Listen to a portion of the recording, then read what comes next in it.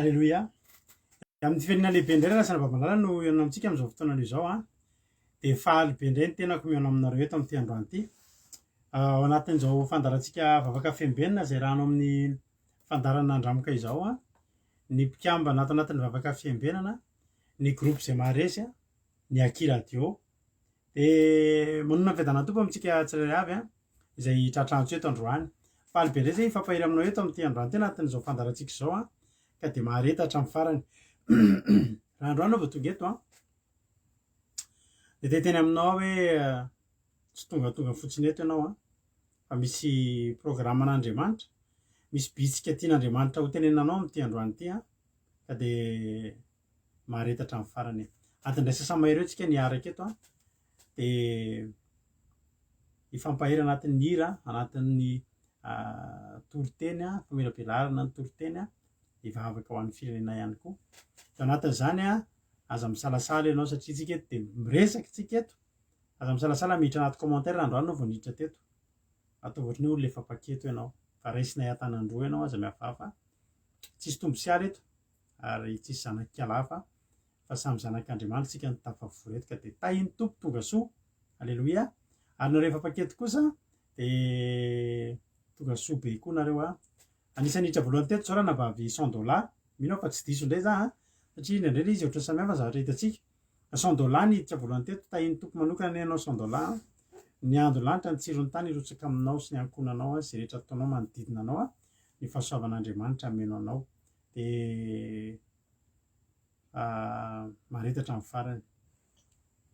Dia voadidin'ny fahasoavan'Andriamanitra anabavy $100 tahin'i Jesosy dia nanaraka azy raha nabavintsika Marie-Jo tahin'i Jesosy, Mamie tahin'ny tompo, Verselina, ao ihany koa Berthe Sava, Itody Raonisoa, Rodine Marie, Mamie, Kadaka, Alléluia, Rodine, Kadaka, $100, Tsiry Amboaramiel, Olga Randrosoa tahin'i Jesosy, Yama, Faly Raheritovo, Geneviève Randriamananjara, Tina Rakoto Alzaka, Andrina Suzel, Tsiry Amboaramiel, Yama, Koda Léonie, Tojo Mikael, Mampionina, Faly Raheritovo, Erika Raka, Mama Valtina, tahin'i Jesosy, Lantony Irina, Artisanat de Madagascar, Lina, tahin'i Jesosy, tonga soa ihany koa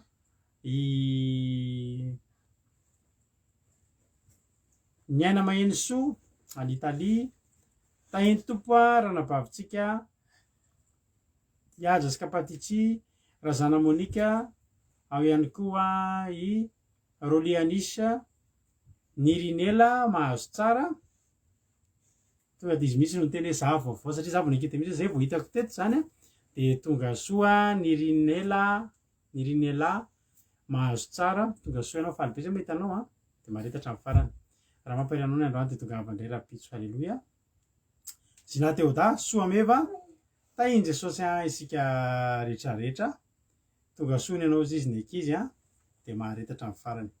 Androany tsika iaraka amin'ny ranabavy Fianarakoto ny vavaka fanombohana fity amitina ny toriteny omaly amin'ny teny frantsay. Ary androany anabavy Yama nitondratsika tenin'Andriamanitra dia mampionina moa tonga eto androany. Androany moa fotoana miavaka satria androany tsika hitondra mbavaka izay rehetra fangataham-bavaka tonga eto androany ka efa misokatra ny messengerako dia any amin'ny messengerako ihany nareo mandefa fangataham-bavaka raha tianareo voavaky eto ny fangataham-bavaka reo. Alleloia. Any amin'ny messenger andrado Aki radio zany nandefasanareo ny fangataham-bavaka fa hitondram-bavaka tsika ao aorianan'ny toriteny amin'ity androany ity. Dia avy any Koweït ianao tonga soa ianao. Dia tahin'i Jesosy ary tsika rehetrarehetra. Milohan'ny zavatra izy andao aloha apetrakintsika am-pilatanan'Andriamanitra izao fotoana izao ka andao mpandrosotsika ny zokintsika Fianarakoto izay hitondra ny vavaka fanombohana amin'ny androany teny metraka am-pilatan'Andriamanitra ny fotoany. Tahin'ny tompo Fianarakoto anao ny fitenenana. Tahin'ny tompo tsika rehetra dia faly miarabantsika rehetrarehetra indray tratr'izao alina izao dia hiaraka hivavaka ary tsika hanombohantsika izao fotoana mamy sy mahafinaritra izao. Andriamanitra misaotra anao izay noho ny fitahianao sy ny famindraponao.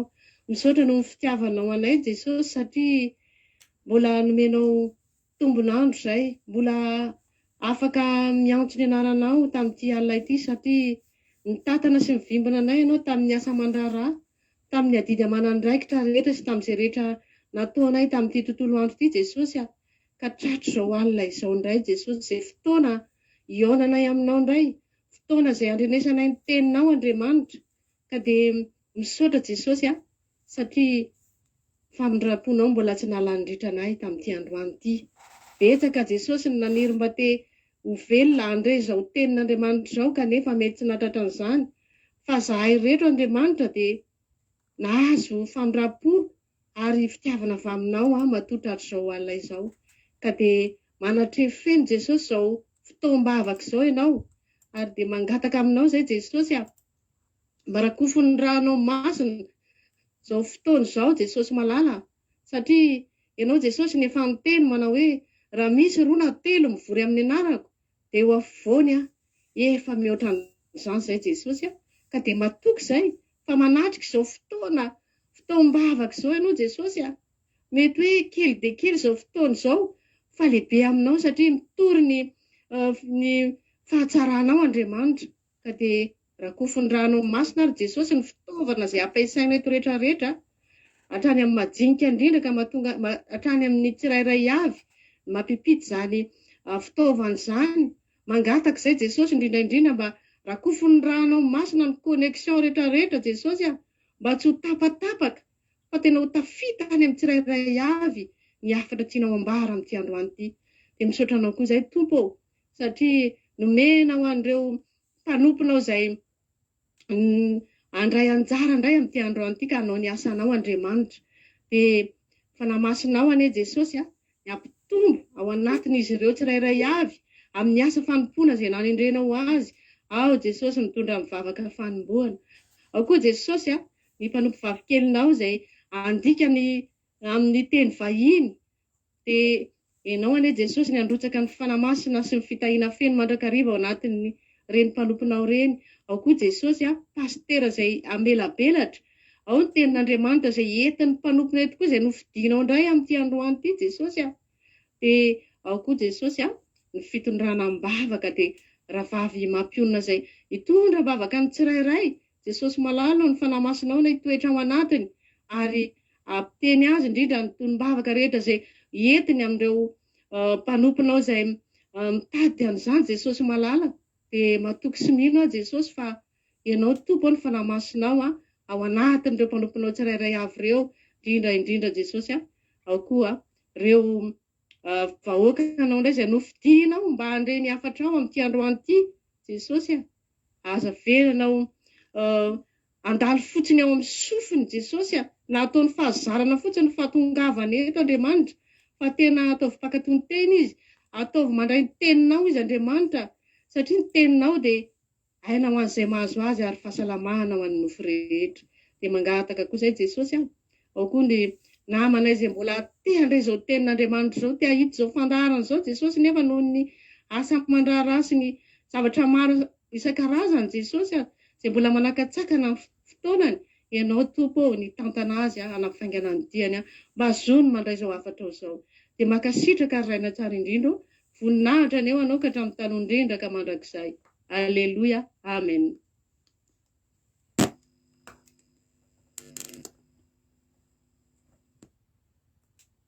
À tous frères et sœurs. Que la paix de Dieu soit avec vous. Et c'est avec grand plaisir que je vous fais aujourd'hui le résumé en français du sermon du mardi 30 novembre 2021 qui nous a été partagé par sœur Maman Valtine. Le verset que nous allons lire aujourd'hui se trouve dans Luc chapitre 9 versets 12 à 17. Luc chapitre 9 versets 12 à 17 au nom de Jésus. Comme le jour commençait à baisser, les 12 s'approchèrent et lui dirent: Renvoie la foule afin qu'elle aille dans les villages et dans les campagnes des environs pour se loger et pour trouver des vivres, car nous sommes ici dans un lieu désert. Jésus leur dit: Donnez-leur vous-même à manger. Mais ils répondirent: Nous n'avons que 5 pains et 2 poissons, à moins que nous n'allions nous-mêmes acheter des vivres pour tout ce peuple. Or, il y avait environ 5000 hommes. Jésus dit à ses disciples: Faites-les asseoir par rangées de 50. Ils firent ainsi, ils les firent tous asseoir. Jésus prit les 5 pains et les 2 poissons et, levant les yeux vers le ciel, il les bénit. Puis il les rompit et les donna aux disciples afin qu'ils les distribuassent à la foule. Tous mangèrent et furent rassasiés, et l'on emporta 12 paniers pleins des morceaux qui restaient. Amen. Dans Luc, le verset nous dit que Jésus bénit les 5 pains et les 2 poissons. Et dans Marc, chapitre 6, verset 41, il dit « Il rendit grâce ». Rendre grâce, c'est remercier Dieu. Jésus n'avait pas besoin de prier pendant 1 heure ou de jeûner, mais il a juste rendu grâce à Dieu et ça a suffi pour que les 5 pains et les 2 poissons se multiplient. Donc si tu veux voir des miracles s'accomplir dans ta vie, si tu veux être béni, rends d'abord grâce à Dieu. C'est très très important. Quoi que Dieu te donne, que ce soit petit ou grand, remercie-le. Si Dieu t'a donné un vélo, remercie-le. Il fera grandir ce que tu possèdes. Et donc, ton vélo, Dieu va le transformer en une voiture. Il va te donner une voiture à la place. Et tu pourras passer des vacances avec ta famille. Si tu as un téléphone, remercie Dieu aussi, parce que ce n'est pas tout le monde qui peut avoir un téléphone. Et donc témoigne, fais des témoignages, loue Dieu. Les 5 pains et les 2 poissons, c'est petit pour nourrir 5000 personnes. Mais Jésus, il a juste remercié Dieu et les 5 pains et les 2 poissons ont au final réussi à rassasier les 5000 personnes. Cette émission, c'est peu. C'est les 5 pains et les 2 poissons. Mais on remercie Dieu pour ça. Parce que même si c'est juste 5 pains et 2 poissons, ça vous rassasie tous les soirs. Alléluia. Donc, les 5 pains et les 2 poissons, il a rassasié les 5000 personnes. Mais en plus de ça, il y avait encore des restes. Il y avait encore assez de restes pour remplir encore 12 sacs. Les disciples, au début, ils ont juste servi les 5000 personnes. Ils n'ont pas encore mangé, ils ont juste servi. C'est comme quand toi, tu pries pour une personne parce qu'elle est malade, que cette personne est guérie, mais toi encore, depuis tout ce temps, tu es encore malade. Mais sers d'abord les autres. Les disciples, ils ont d'abord servi les 5000 personnes, mais ces 5000 personnes, ils ont juste peut-être mangé 3, 5 pains, 3 poissons chacun. Mais les 12 disciples, à la fin, ils ont eu un sac rempli des restes chacun, quand tout le monde est parti. Toi, continue de prier pour les autres, continue de travailler pour Dieu. Tu verras, ta récompense arrivera un jour. Remercie Dieu d'abord pour tout ce que tu as et il fera grandir encore plus ce que tu possèdes. Voilà pour le résumé en français du sermon du mardi 30 novembre 2021. Que Dieu vous bénisse.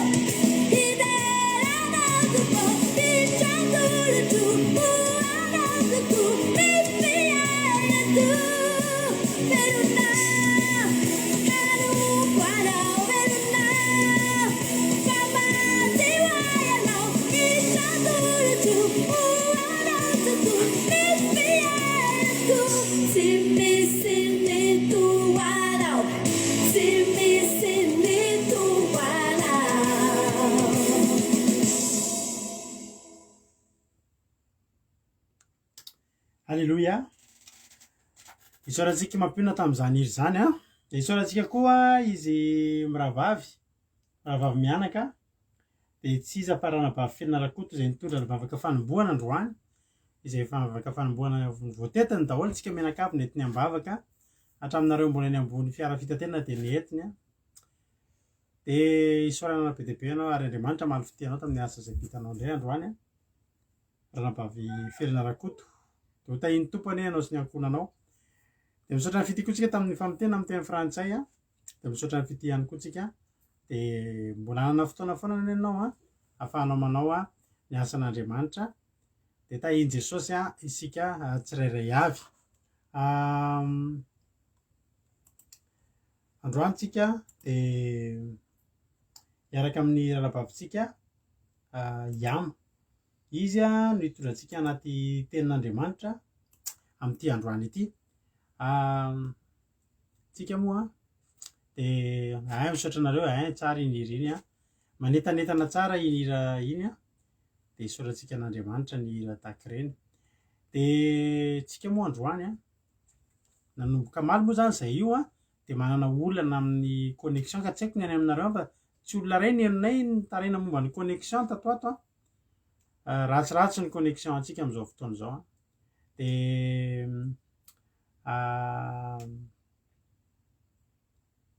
ino moa saika teneniko teo, misy fanamboarana daholo zany zao ny nivon'ny opérateur. Nenay zao Orange ny ampiasainay ato an-trano fa nenay de tapaka hatramin'ny omaly a. Mbola amin'ny zoma vao tonga ny dépannage a, vao tonga ny mpanao dépannage a.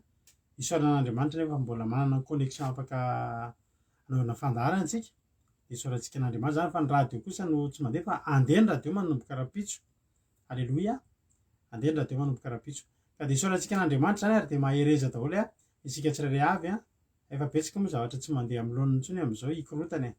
Ary io de tsy hijanona intsony io a, fa ho betsaka ny zavatra hikorotana. Ny ataontsika fotsiny de ny miomana tsara isan'andro a, ary ilaintsika ty toriteny entin'ny anabavy amin'ity androany a, ampahirantsika anatin'izany amin'izao fiainantsika izao. Mila mijoro tsika, mila mivonona mandrakariva, de mila mivavaka tsara. Halleloia. De tsy taitaitra ihany koa fa tony tsara. De mivavaka foana tsika mbola mba hanana connexion tsy ho tapatapaka, mbola ahafahantsika mbola mifampahery foana. Vao tapitra ty taona ity a, mbola afaka ny fandarana eto ndray tsika 2022 a. Zany nge ny faniriany. Ka de tahiny tompo aritsika soa ofisialy Maman Valtina, Manico, Suzelle, Marijo, reo efa narabaiko daholo. Izy mbola tsy narabaiko tao ambony tao. Eliana, tahiny Jesosy. Misaotra anareo mampahery andry zareo ireny fa ny ankizy mandray anjara ireny fa ireny a mampahery azy ireo. Andao tsika hiditra any amin'ny tenin'Andriamanitra de mino finaritra tsika rehetrarehetra. Mino fa tao anatin'ny hira efa naka-toerana tsara no naka-baiboly. De hitondra tenin'Andriamanitra amintsika ranabavitsika Iama. Rehefa vita ny toriteny de tahaka mahazatra miverina eto indray a, mamelabelatra ny toriteny de maretatra amin'ny farany. Tahiny tompo ary a ranabavy a Iama anao ny fitenenana.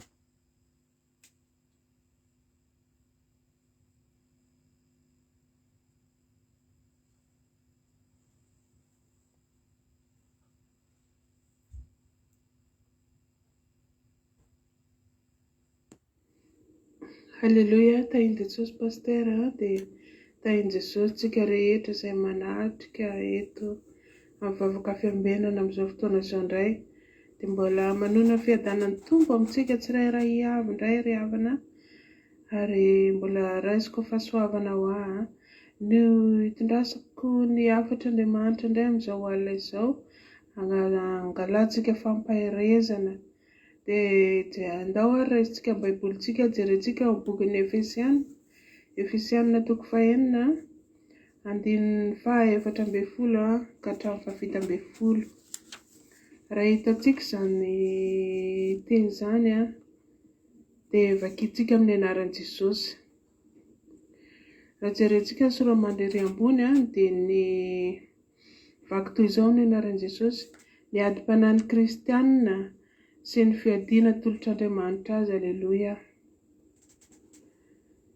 Vakitsika ary ny ten'Andriamanitra: mifahara ary kasiky ny fahamarinana ny valahanareo, ary mitafy ny rary ny fiarovan-tratra, ary kiraroy ny fahavononam-panahy avy amin'ny filazantsara ny fihavanana ny tongotrareo, ary fanampin'izany rehetra izany dia tany ny finoana ho ampinga izay azahoanareo hamono ny zana-tsipika rehetrarehetra izay alefan'ilay ratsy, ary raisy ny famonjena ho fiarovan-doha sy ny tenin'Andriamanitra ho sabatry ny fanahy. Aleloia. Amen.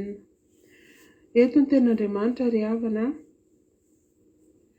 dia manambara amintsika amin'ny fanantenana hatrany, satria tsapantsika tsara moa ry havana fa amin'izao fotoana izao dia tena hoe mandala adi-panahy ny kristianina. Eny fa na tsy ny kristianina rery ihany ary dia fa izay ny atao hoe kristianina moa ry havana mizara maromaro izy io. Misy ny atao hoe kristianina izay manao fomba ihany izy, mandeha mivavaka tonga ny alahady, andeha hivavaka eny mba milanja baiboly eny, fombafomba fotsiny. Fa ny tena atao hoe kristianina eto ry havana dia izay lazain'ity ten'Andriamanitra ity, ilay tena hoe mandray, ilay tena hoe mifantoka marina, ilay tena hoe mandray an'i Jesosy ho tompo sy mpamonjy ny fiainany marina, ilay mahay toky an'i Jesosy rery ho amin'ny fiainany. Satria ry havana misy ny kristianina mbola eny manompotompo rozy ny fitenenana izay, mivavaka ihany izy ny alahady fa mbola manao fiainana izao tontolo izao, mivavaka ihany izy fa mbola tsy arak'izany tenenitsika teo izany hoe ataony fomba fotsiny, hoe fomba ilay makany am-piangonana, fa tsy tena hoe ataony ampiariny amin'ny fiainany. Mbola lasa mbola mijery karatra ary hoe ahoana ny vintana, ahoana ny zavatra ohatran'izao.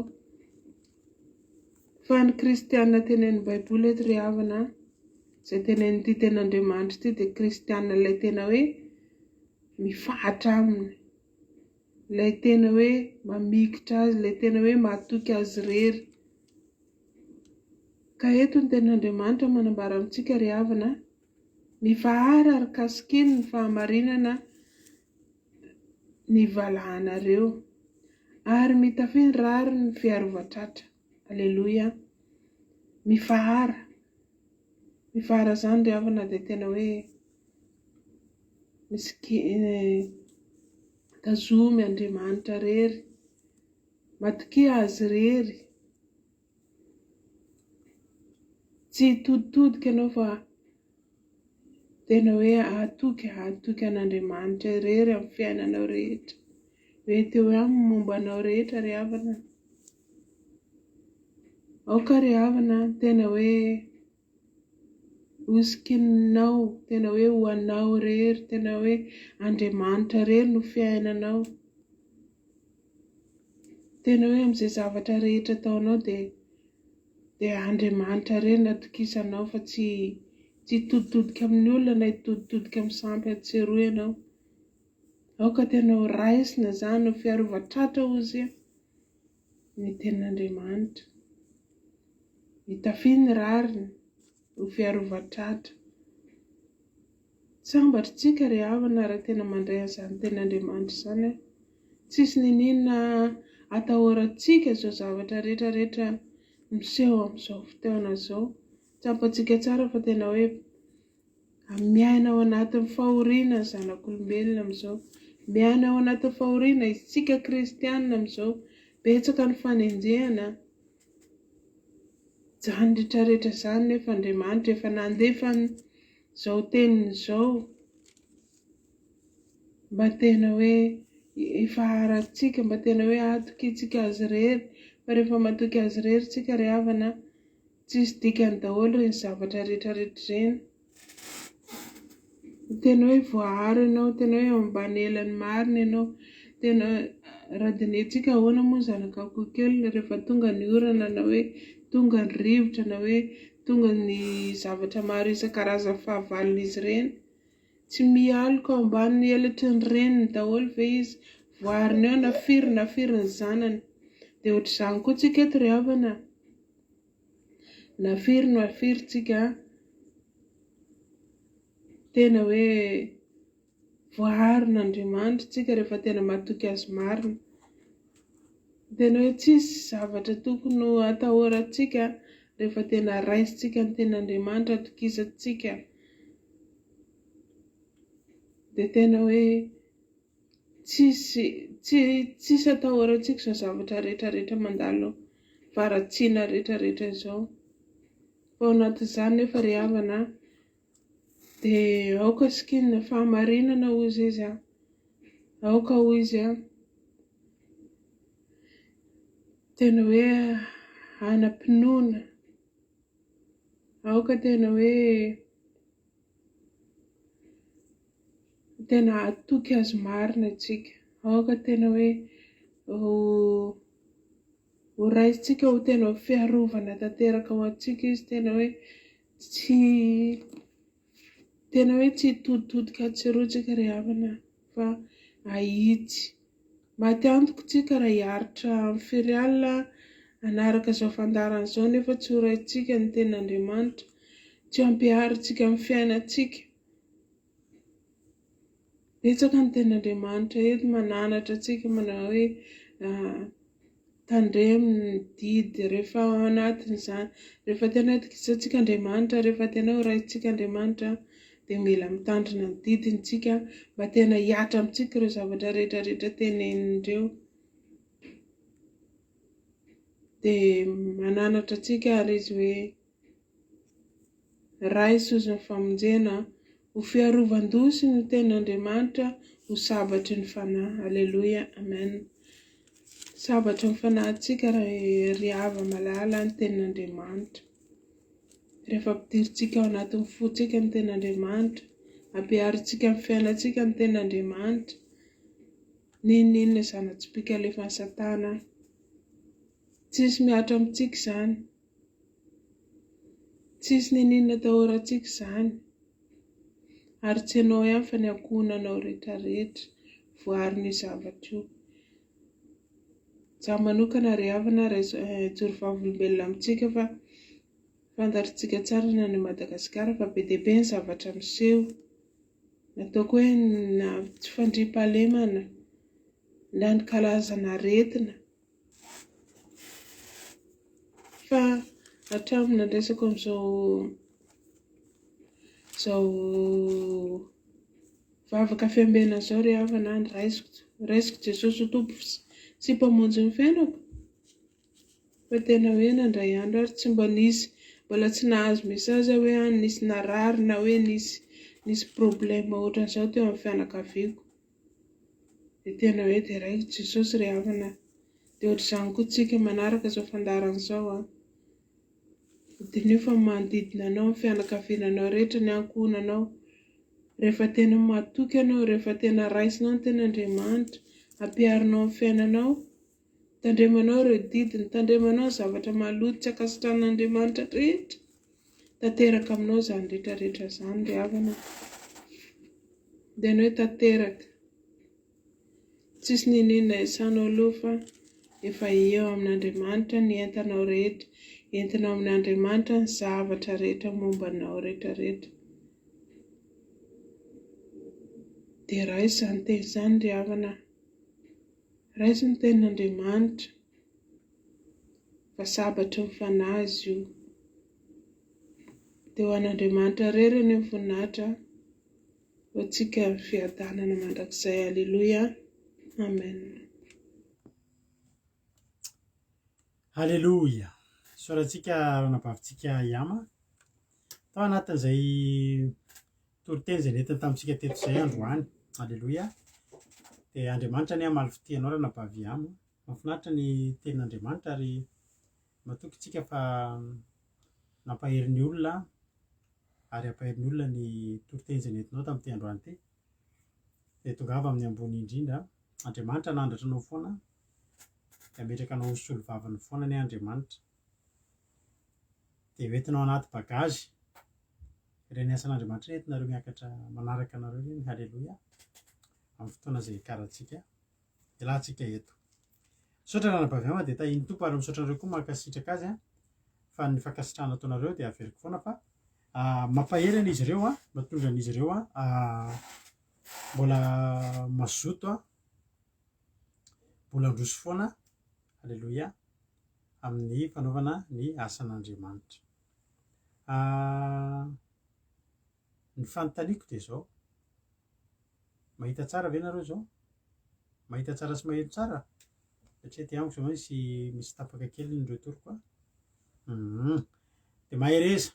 Tahiny tompo misaotra anareo ando andria zao zay vao hitako teto tahiny Jesosy zay vao hitako androany fa tsy zay vao hitako teto tonga soa misy fity ihany koa tahiny Jesosy Zinateoda tonga soa daholo evitako teo koa Rahalahy Rodriguez tahiny Jesosy Marijo mahita tsara sady mandray tsara. Misaotra Marijo fa ny aty amiko zany misy olana dia mampalahelo raha misy olana ny aty amiko satria zahako indray tsy mahita anahy. Za indray tsy mahita anahy.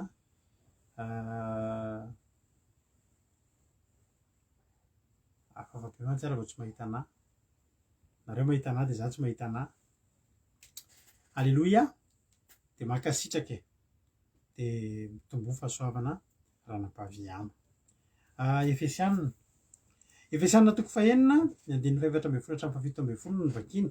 Ny soramandry dia ny adi-panahin'ny kristianina. Fa ny kristianina tompoko dia mandalo adi-panahy. Mandalo adi-panahy antsika kristianina. Adi-panahy zany dia tsy ady ara-batana zany, tsy ady nofo fa ady panahy. Ary adi-panahy zany zavatra tsy hitany tsy voatery tsy hitanao maso ny ady fa misy ady mikika, misy adi-panahy. Mandalo adi-panahy ny zanak'Andriamanitra. Fa na dia mandalo adi-panahy aza ny zanak'Andriamanitra dia ny soramandry koa miteny hoe ny adi-panahin'ny kristianina sy ny fiadiana tolotr'Andriamanitra azy. Izany hoe ny ady misy fa ny fiadiana koa ananantsika. Halleloia. Ary zany tsy hafoizantsika an'Andriamanitra. Tsy mamely rery antsika Andriamanitra fa manoloana ny zava-misy dia izao no tadidio ny Andriamanitsika manome antsika fiadiana. Ny fiadiana voaforona hamelezana antsika tsy tsisy ambinina fa ny ady manoloana antsika amin'ny alalan'ny fiadiana antsika indray ambinina ny fiadiana nomen'Andriamanitra antsika. Alleloia. Mahereza ianao dia azagaga ny amin'ny ady izay lalovanao ny adi-panahy fa zany ny ataontsika eto amin'ity tany ity miatrika ady ary miady maraina am-parivan'ny andro latsinainy hatramin'ny latsinainy dia ady lalovantsika. Fa ny zava-mahafinaritra Andriamanitra koa tsy mampiala, tsy miala, tsy mandao antsika manome antsika fiadiana ary fiadiana mahery vaika no men'Andriamanitra antsika. Raha mety nareo dia vakiako hatramin'ny voalohany ka hatramin'ny faramisy ty tenin'ilay ty Efesianina toko faha 9:10 ka hatramin'ny 17 no vakiako amin'ny anaran'i Jesosy. Farany hoy ny ten'Andriamanitra, farany mahereza ao amin'ny tompo sy amin'ny herin'ny faherezany. Tavio avokoa ny fiadian'Andriamanitra mba ahazoanareo hifahatra amin'ny fanangoleny ny devoly. Tafio ny fiadinan'Andriamanitra azo tafiana. Rehefa mitafitsika, mitafy zavatra tsika dia miaro antsika. Avy ny orana rehefa mitafy an'iny tsika dia tsisy tanteraka amintsika sosa fotsiny ny olana ary ny fanangolena ataon'ny devoly a de miraradraraka ny kristianina tokoa araka ny tenirana bavy ama teo de zao ny kristianina de misy karazany fa mahavariana misy kristianina tsy mandalo ady de misy kristianina mandalo ady ary ny kristianina mandalo ady a no tsara noho ny kristianina tsy mandalo ady mahatonga an'izany de zao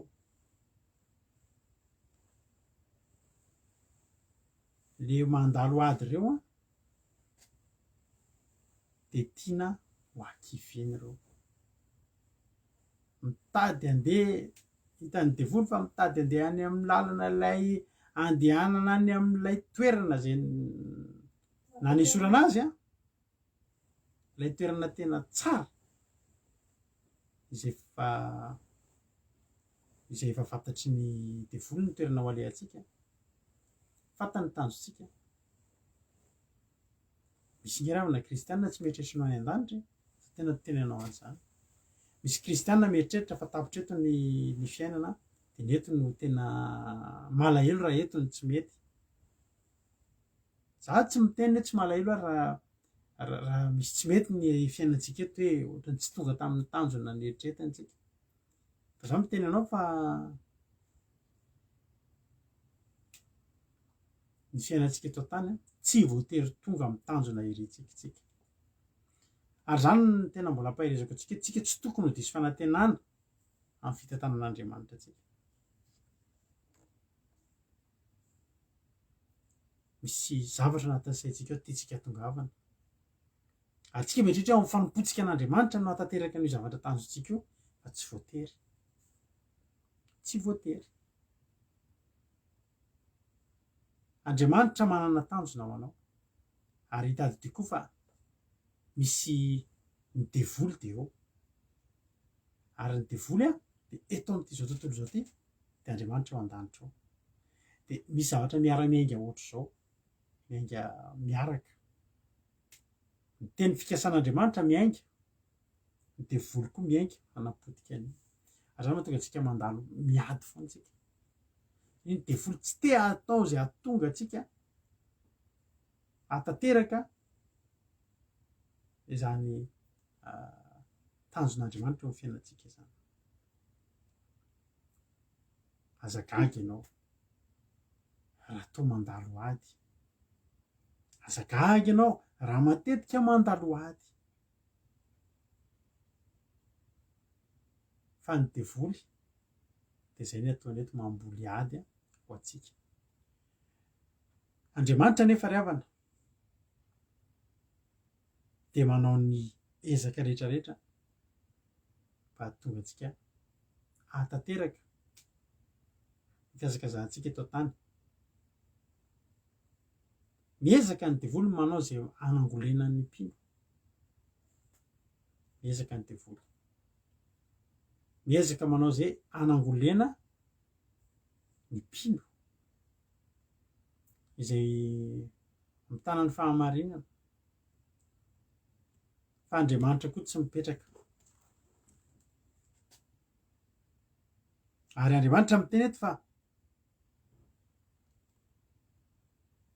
tokony hifahatra ny kristianina tsisy zany a antony tokony hahafahantsika miteny hoe za tena raraka satria mafy loatra ny adiko mahery loatra ny devoly tsia ry havana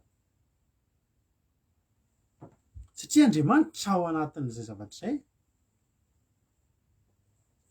de manao ny hevitra rehetrarehetra izay ahatonga antsika ahatafajoro manoloana ny fanangolena izay ataon'ny devoly tsy misy antony tsy tokony hampandresy atsika zany tsy misy antony hahafahantsika miteny hoe resy aho satria mafy loatra ny adiko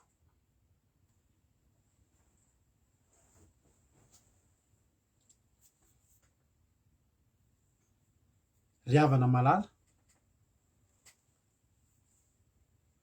fihediana rehetrarehetra no men'Andriamanitra atsika diso ny filazana fa ny amin'ny devolo ny fiadiana rehetrarehetra mahomby aty amintsika ny fiadiana rehetrarehetra mahomby tsy fiarovana ihany nomen'Andriamanitra atsika tsy hoe hampinga ihany afahantsika miaro tena fa nomen'Andriamanitra atsika ny fiadiana rehetrarehetra fa atsika na de manafika azy androany ao anatin'izao fotoana ny fanangolen'ny devoly de zara fitaovam-piadiana amintsika eto indray Andriamanitra anatin'ity fandarantsika fandarana rahantsika amin'Andriamanitra fandarana mamitsika ity hoy tena Andriamanitra mampitandrina antsika hoe tandremo fa isika tsy mitolona amin'ny nofo aman-drà fa amin'ny fanapahana sy amin'ny fanjakana sy amin'ny mpanjakan'izao fahamaisian'izao de amin'ny fanaratsy eny amin'ny rivotra tsy ady ara-nofo ny ataontsika eto raha ady ara-nofo ny ataontsika eto andaontsika hianatra hiady andaontsika nangona basy andaontsika nangona fiadiana riavana fa Andriamanitra mampitandrina antsika eto fa mila mitandrina tsika fa tsy nofo aman-drà ny hitolomantsika ary zany no tsy tokony hazakazahantsika amin'ny zavatry ny nofo zany no tsy tokony hazakazahantsika amin'ny zavatra ara-materialy fa tokony hazakazahantsika amin'ny zava-panahy satria mila mitolona isika ary ny tolona ataontsika de tolona ara-panahy ny fiadiana omen'Andriamanitra aminao de fiadiana ara-panahy alleluia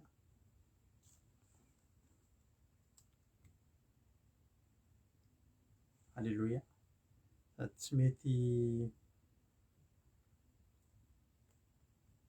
alleluia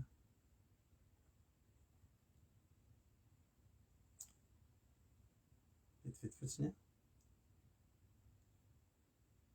mbola mahino tsara tsika sady mahita tsara alleluia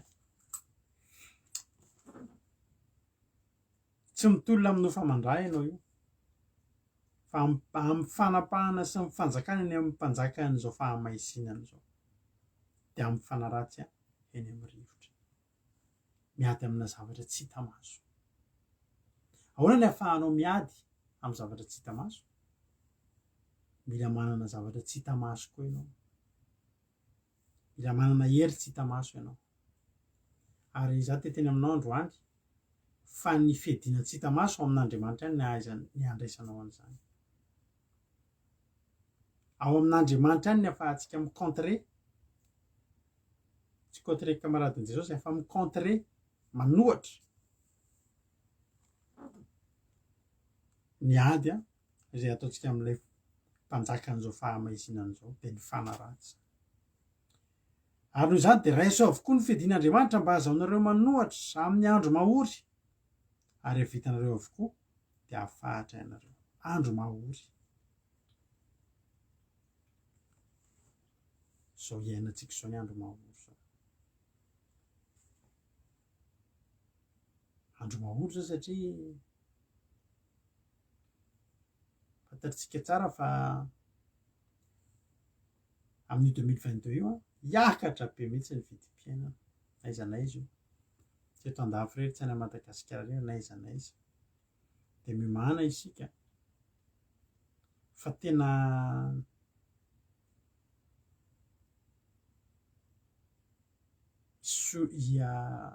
anita izy ty hiakatra be ny vidim-piainana ny arety mandringana moa de zao efa tonga indray ny vaovao tonga daholo ny karazana variant rehetrarehetra ao ny fisalasalana amin'ny zavatra rehetrarehetra andro mahory zao andro mahory ary za rehefa na tena resy lahatra mihitsy hoe tiatsika Andriamanitra fa tena vitsy zao ny atao hoe olona mbola manam-pifaliana mba miangavy kelinareo hoe za azafady raha misy aminareo afaka mijery kely ny compteko rado akira teo hoe mbola hitanareo misokatra hoe compte rado akira teo satria za zao a dia mahita fotrany tsy misokatra ny compteko. Ary ihany koa afaka mandefa message nareo amin'ny fangataham-bavaka fa hiditra amin'ny fangataham-bavaka tsika rehefa avy eo. Alleloia. Mba misy mijery kely azafady raha mbola mahita ny compteko misokatra ohatra ny fahitako azy ato ohatra ny tsy misokatra ny compteko. Raha mbola hitanareo misokatra rado akira teo. Alleloia.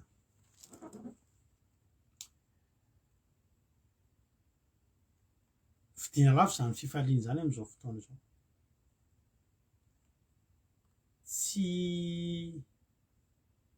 Tsisy fifaliana. Any aminay izao misy olona mpiara-miasa amiko, sotra manambotsoa amin'ny fotoana tsy ampoizina tsy ahoana io a. Sotra nareo, misaotra nareo nijery a, saotra betsaka. Ny ahy zany misy olona avy aty amiko manokana. Fa ny olona zao rehefa miezaka mitady fifaliana fa fahoriana. Za zao misy mpiara-miasa amiko ezaka aingana tadidiko mihitsy mailamailaka mihitsy izy andeha hanao fanefitry ny aretina tsy matahotra aretina. Fa efatra herinandro zao iny na 5 herinandro teo ilay volana mahery tapaka lalan-drà nefa olona tsy maninona dia eny koa ny vadiny reraka amin'ny fitsaboana anazy efa ho 4 herinandro zao tsy miasa asa sy nahazo azy. Miezaka ny olona mitady fifaliana fa io rehefa ny andro mahory fotoana ny andro mahory tsy mahita fifaliana izany ianao. Fa nitokana ahafahanao mahita fifaliana andao ao amin'i Jesosy, ao mbola misy fifaliana. Aren'Andriamanitra mampifaly ny olony ao amin'ny andro fahoriana.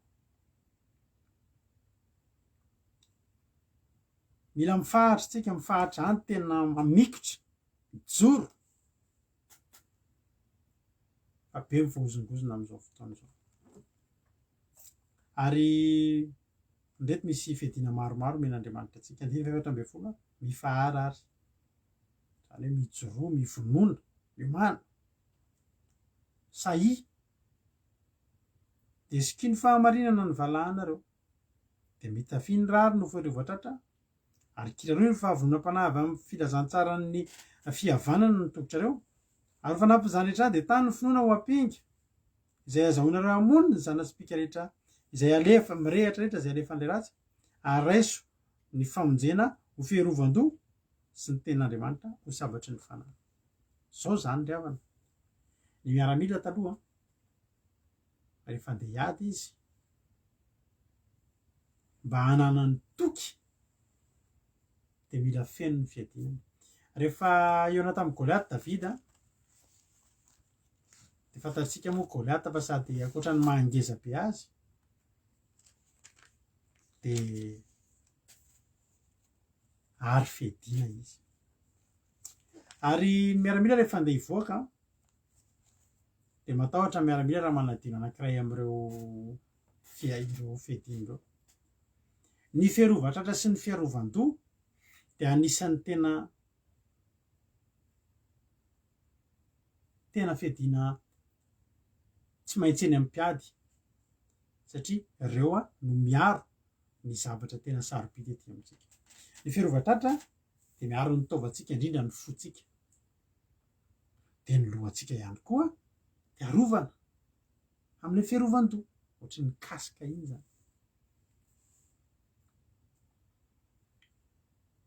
Raha ireo ny adino dia matahotra ny fantatsika tsara fa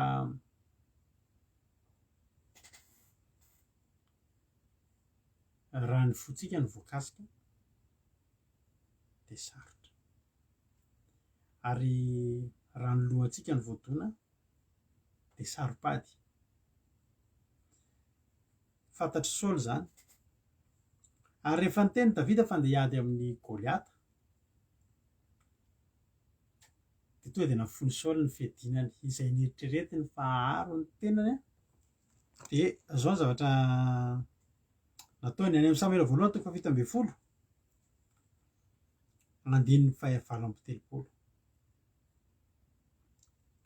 Ary Saoly nampiakanjo an'i Davida ny akanjo fiadiany ary nanisy fiarovan-doha varahana ny lohany sy nampiakanjo azy akanjo fiarovan-tratra. Teo dia nasiana an'ilay fiarovan-doha satroby dia fiarovan-tratra satria zao reny ny nentin'ny Saoly niala tany an-tranony nahafahana natoky fa hiaro anazy mandroana ny fahavalony. Eretinao tsara ao amin'ny andininy fito amby telopolo alohan'izay zany alohan'ilay fahavalo amby telopolo teo zao ny tenin'i Davida. Ary hoy Davida Jehovah izay namonjy tamin'ny liona sy ny bera izy no namonjy amin'ny tany Filistina io. Dia hoy Saoly tamin'i Davida mandehana ary fa hombanao Jehovah. Mizahatra mifamadika teto. Raha ny tena marina io mandehana ary fa hombanao Jehovah io dia tokony tao aorianany nanomezany Saoly ny akanjony sy ny fiarovan-doha ho an'i Davida. Voafonony zany hoe mandehana fa hombanao Jehovah zany ny zavatra rehetrarehetra. Fa teto efa avy nitsodrano an'i Davida mandehana fa hombanao Jehovah dia natsondra nefa viany aloha aty avy anaovy reto, anaovy ny satroby dia anaovy ny fiarovan-tratra satria sao dia tsy ampy ny fomba an'i Jehovah anao. Hitanao misy fisalasalana.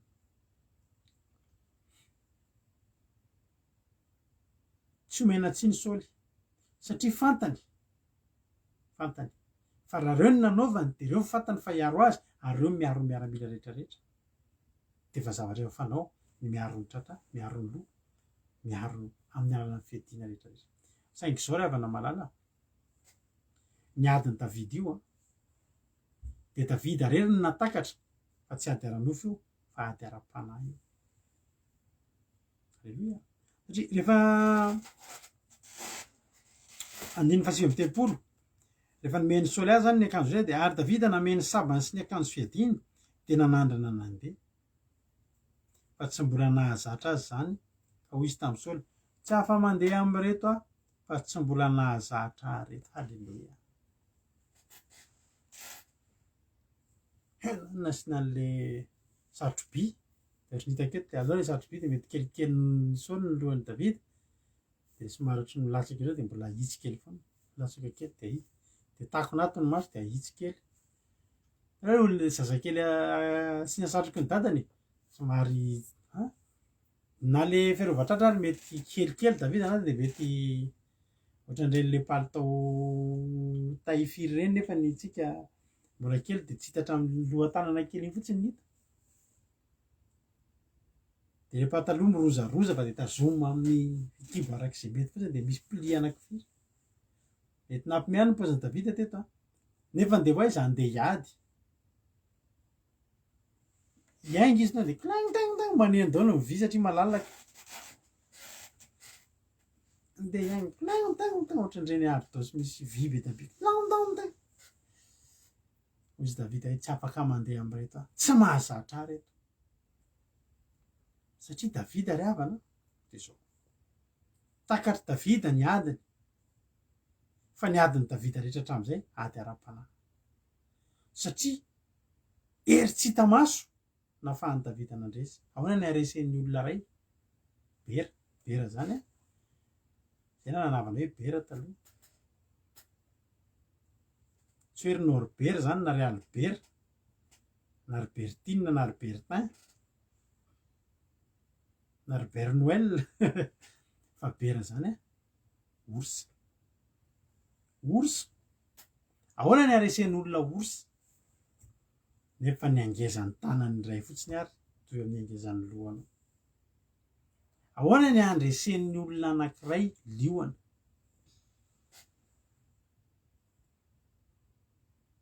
raha tsy hery tsy hita maso ny mombanao. I Samsona ngeravana ka rehefa isaky ny anao hetsika dia izao foana voalazany teny hoe dia nilatsaka tamin'ny fanahin'i Jehovah. Inona moa ilay fanahin'i Jehovah hita maso hoe tsy hita. Latsaka tamin'ny tonga dia lasa matanjaka izy. ozy da vita hoe zary saoly a tsy mila an'reto ahako tsy afaka mandeha am'reto ahako tsy afa mandeha am'ireo ah fa hatram'izay efa zatra nandeha tam'izao fefa misy an'ilay fedina ety amiko alleloia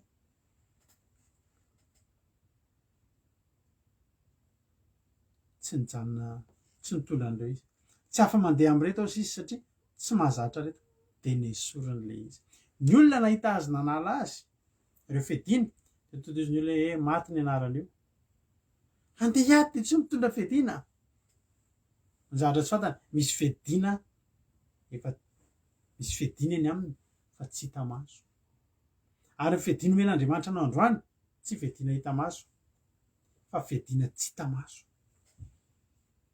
fa tokony hotafianao reo androany tehina kely fotsiny sy vato-kolonjy dimy ny teny amin'ny Davida tamin'io ny fahavalony nefa nanana fedina misy mpitondra fedina mihitsy satria tsy zakan'ilay tsy zakany fa tsy omby misy mpitondra fedina manokana mihitsy ny i Goliaty Davida tsy nila mpitondra fedina fa izy efa nitafiana fedina halleloia k'androany a de reto misy fedina tsy hita maso tsy hita maso sikiny fahamarinana ny valahanareo misikina valahany zany a olona misikina mifatotra manao fehikibo zany tsy afaky ny hazakazaka tsy afaky ny anao ninoninona tsy afaky ny anao hetsika nina petera tsy mbola nisikina nasena nisikina izy niala tao am-ponja tsy afaky ny anao hetsika ny olona anankiray mbola tsy misikina ary sikina de ny fahamarina ary tsy hita maso zany fahamarina zany fa zany fahamarina zany zavatra iainanao any aminatinao ianao ihany no mahita an'izay sikiny fahamarinana ny valahanareo fahamarinana de fantatsika fa tenin'Andriamanitra ny tenin'Andriamanitra ny fahamarinana isika rehefa mamaky te masianay amin'ny fahamarinana ny teninao ny fahamarinana tenin'Andriamanitra ny fahamarinana misy sikiny ianao sikiny tenin'Andriamanitra ny valahanao fehezo amin'ny tenin'Andriamanitra ny fiainanao halleloia fa tsy adino nefany manaovany marina ihany koa manaovany marina amin'ny lafiny rehetrarehetra halleloia manaovany marina fa amboniny zay rehetrarehetra sikiny ny fahamarinana sikiny ny tenin'Andriamanitra ataovy any ambalahanao ataovy mitazona ny valahanao mifehanao ny tenin'Andriamanitra mitafiny rariny a ho ferovatratra ataovy ny rariny ataovy ny rariny ino ny fiarovana ny tratranao ina moa ny anatin'ny tratranao ina no iarovana amin'ny fiarovatratra iny ny fonao halleloia ny lehibe indrindra ao anatin'ny arovana iny de ny fonao sao voatsatoka ny fonao tandremo ny fonareo rehetra mihoatra noho ny zavatra rehetra ny tenin'Andriamanitra ary zany ilantsika ny fiarovatratra halleloia ny fonao a azavelanao voapetipetina azavelanao voaloto misy olona anankiray tadidiko fa ny ty ohatra kely teny Andrianabavin'ny Toriteny ty zaho izy izy a andeha hivavaka izy tan'izay de ny andro avy orana andeha le tomobila tonga de nitety eo am'le rano de mipitihan'le rano ny akanjony de tonga de mipitihan'le rano ny akanjony loatsika anao hira anankiray a vetivety a angalatsika aina kely vetivety a de avelatsika andeha ny rano ny hira vetivety a anao hira anankiray loatsika ho voninahitr'Andriamanitra samihantsika rehetrarehetra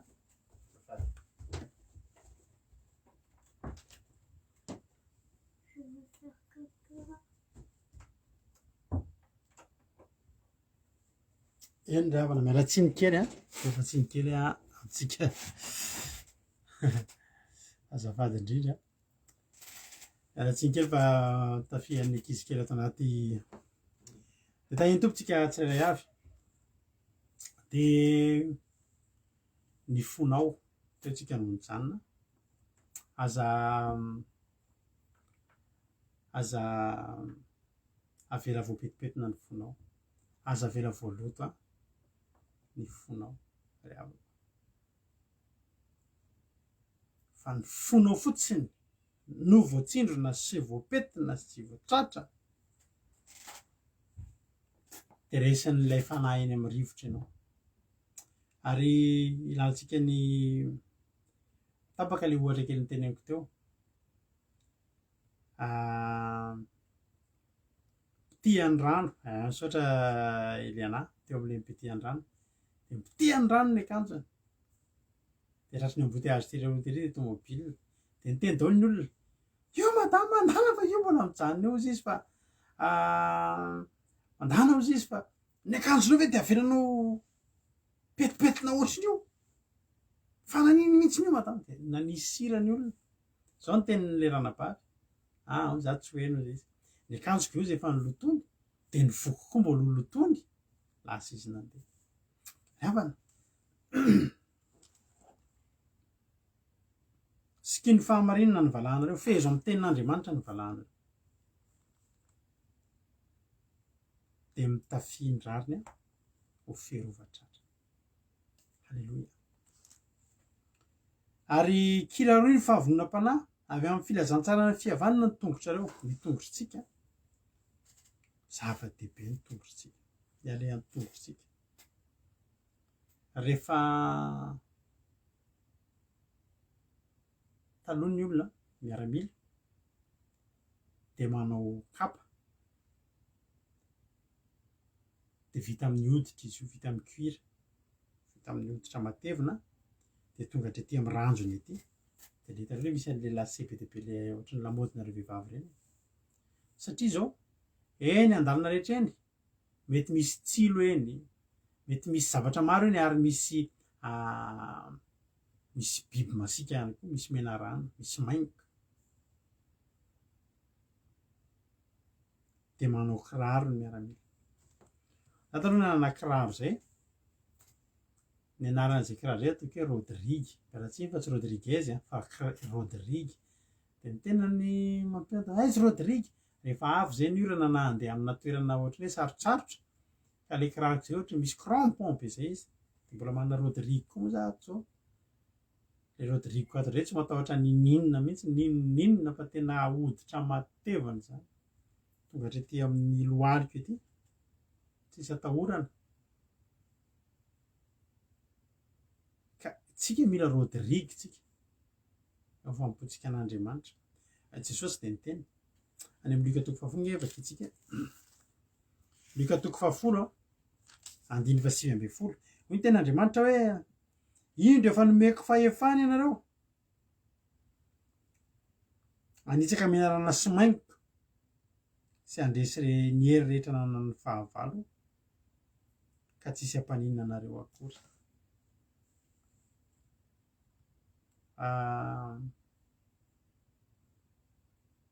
ao trano amin'ny garage ao tojony Rodrigue rehefa makateno de apanaovaka sady mafana be ao anatiny tsy matahotra na la neige zany na fotaka zany na rano zany ninona tsy matahotra Jesosy efa nanome antsika ihany koa Rodrigue ny Rodrigue nomeny Jesosy antsika de zao fahefana alleloia ny fahavalontsika de tadidio fa eny ambany faladiantsika ny devoly de mikisakisaka eny amin'ny tany eny endrika menarana alleloia endrika menarana ary eny ambany eny no amelezan'ny fahavalo namerezan'ny olona fa ny olona de mandeha to amin'ity zao tontolo zao ty tsy manana kiraro de voakaikitry ny menarana de voakaikitra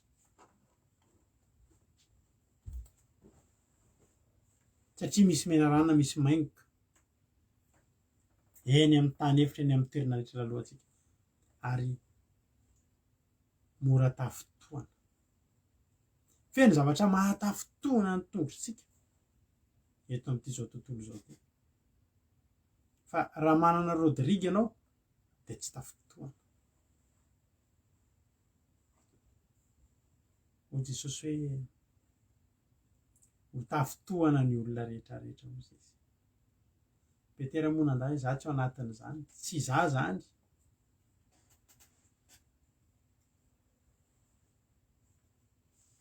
tady ry havana fa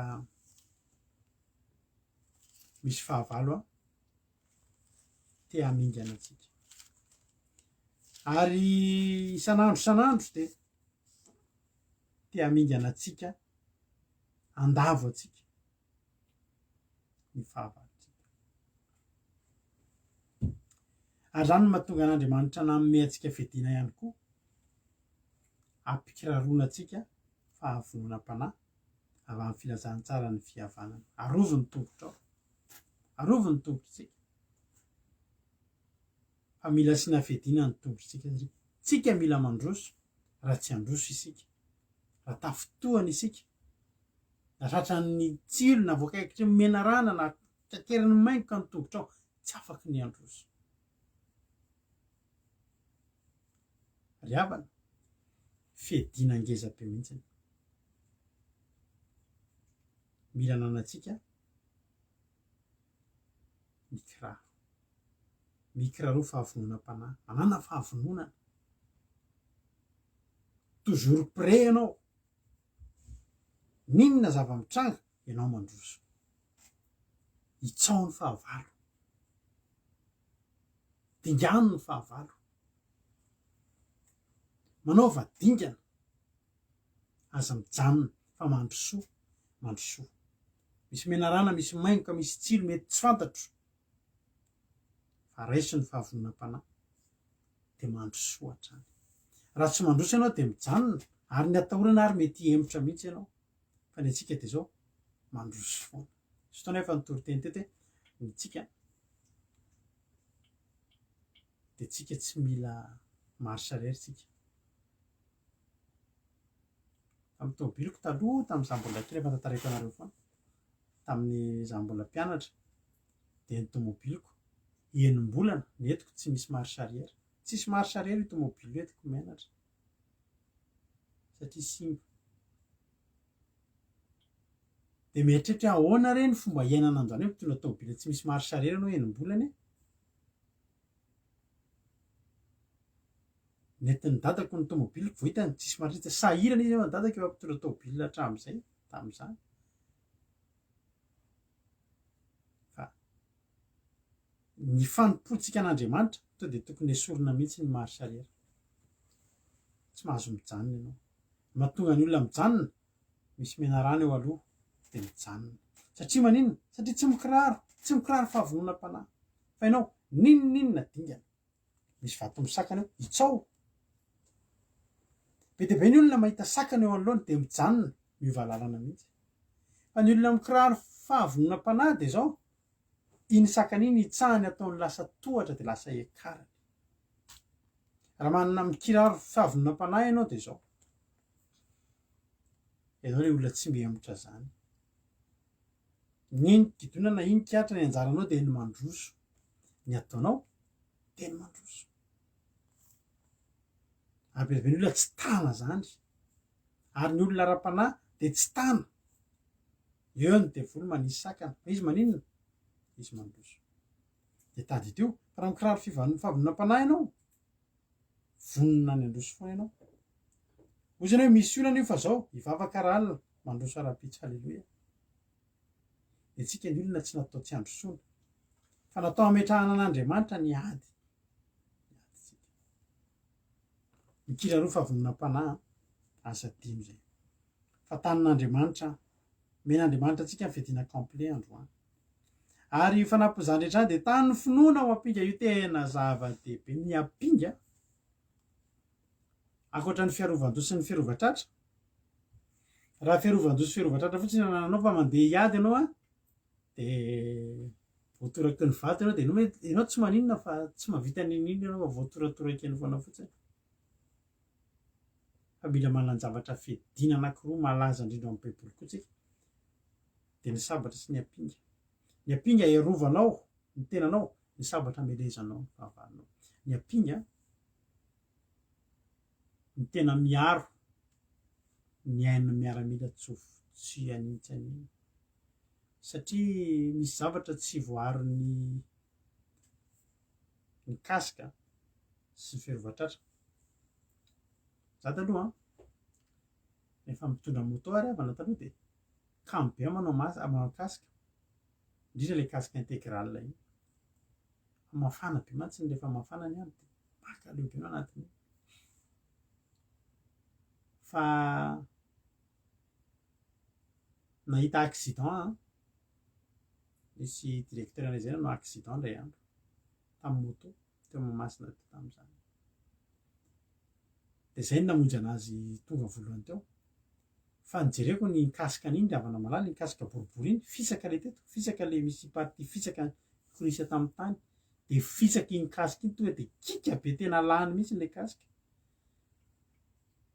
Nanomboka teo nanao kasika foana amin'izay aho nitondra moto, nanao kasika ary zany nisy fotoana nanao accident za tamin'ny moto teneniko anao, fa tena nidomina 4x4 zay indray andro, fa io lohaliko io tonga dia eo ampelan-dohaliko io tena nivilana ny kisaka mihitsy. Ary za raha tsy nanao kasika dia maty satria ny kasika iny koa nisy vaky ilay viseur iny dia misy diana trottoir. Hoy zay hoe tena raha tsy nanao kasika efa tsisy aho ohatr'izay. Manaova kasika rehefa mitondra moto.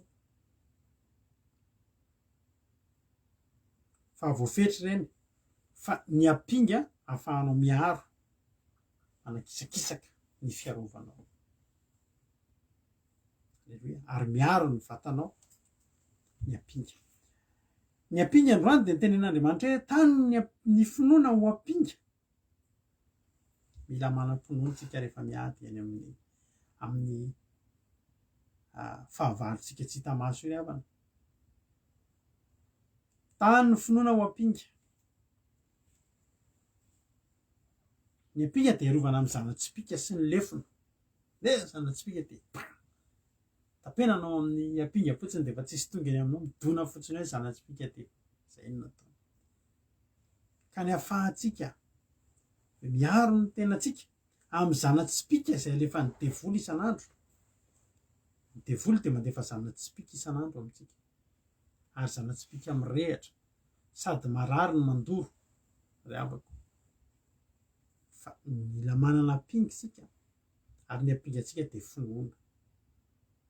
Ianao mila manam-pinoana ao anatinao, ianao mila manam-pinoana, ary zany finoana zany zavatra tsy hita maso fa inonao.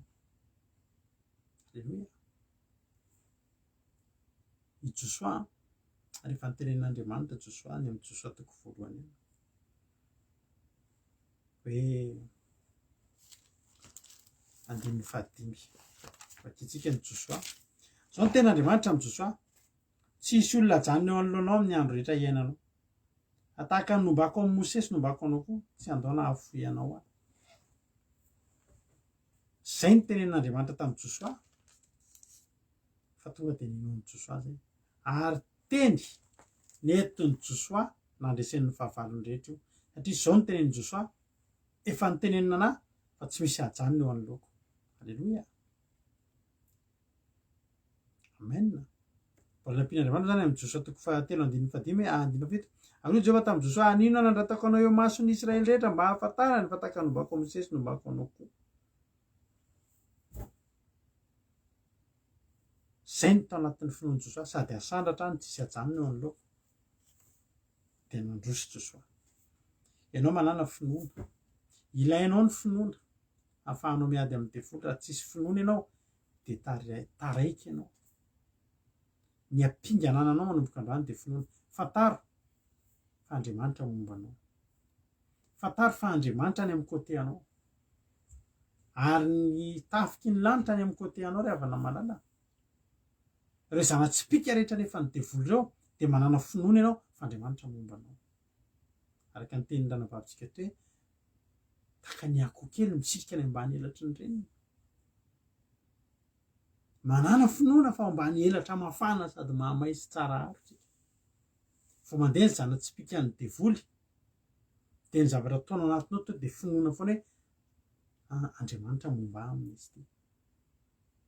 Eo zao tsika tsy hoe zao avana teneniko anareo mihitsy fa nareo reo nge zay nateneniko anareo mihitsy fa zay moa eto dia manentana foana ary anisan'ny zavatra tsy itovizanay hevitra aman'olona ary mahatonga ady hevitra mahafapana mihitsy indraindray dia izao zay tsy manao vaksiny ary tsy hanao vaksiny satria mbola ho avy ny fotoana zay tena mbola angatahana mivady amin'Andriamanitra nananay fotoana malalaka ahafahana manao hoe duo manao toriteny momba ny manokana fotsiny mihitsy satria mandeha ila ihany ny fanoherana zay ataontsika satria maro ny pastera efa mijoro amin'izao miteny hoe ataovy ny vaksiny ilay olona andray fiangonana mihitsy asay manao vaksiny zay ndray kosa eto ny fandarin'Andramoka izao ny ankira teo zay mivady dia manentana ny olona mba tsy hanao an'io.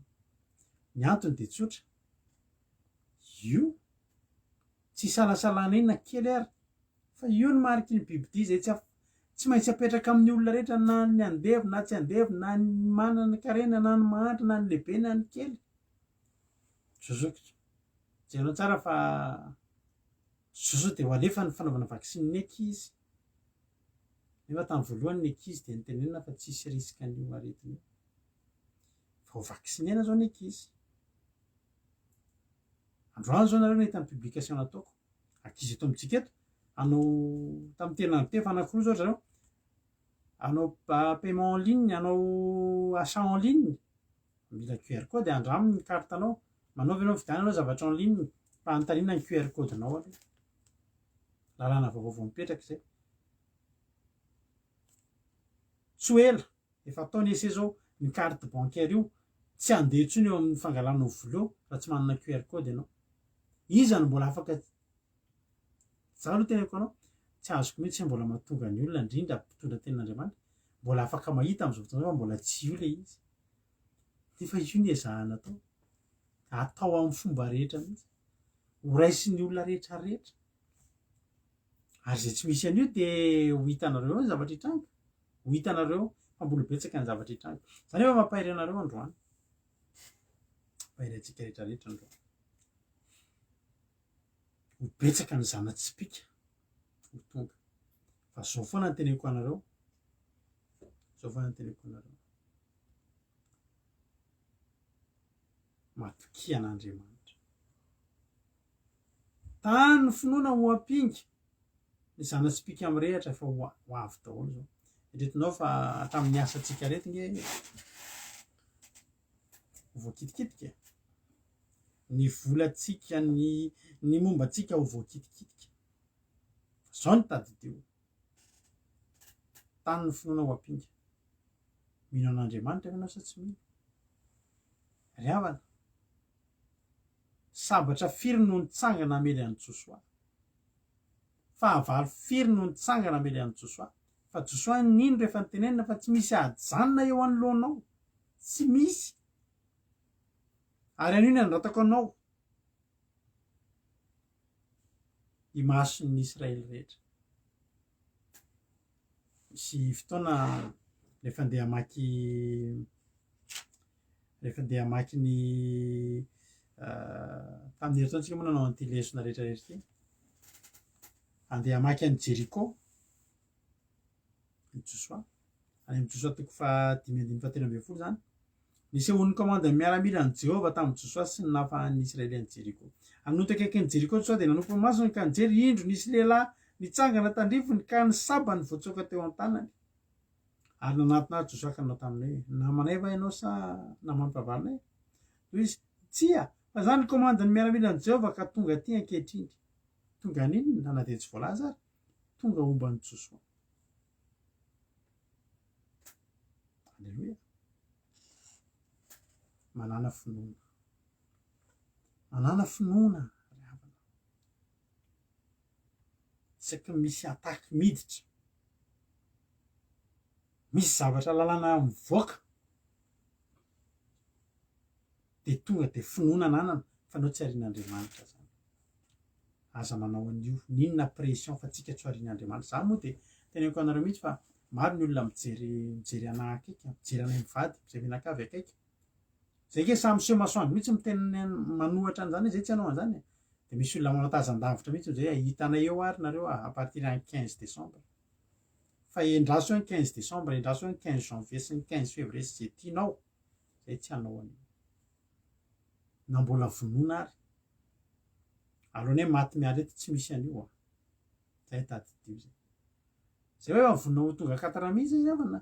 Hoe tsy avela hividy, tsy avela hivarotra, andeha hitsindroko zaiko. Fa zay tsy atao an'io.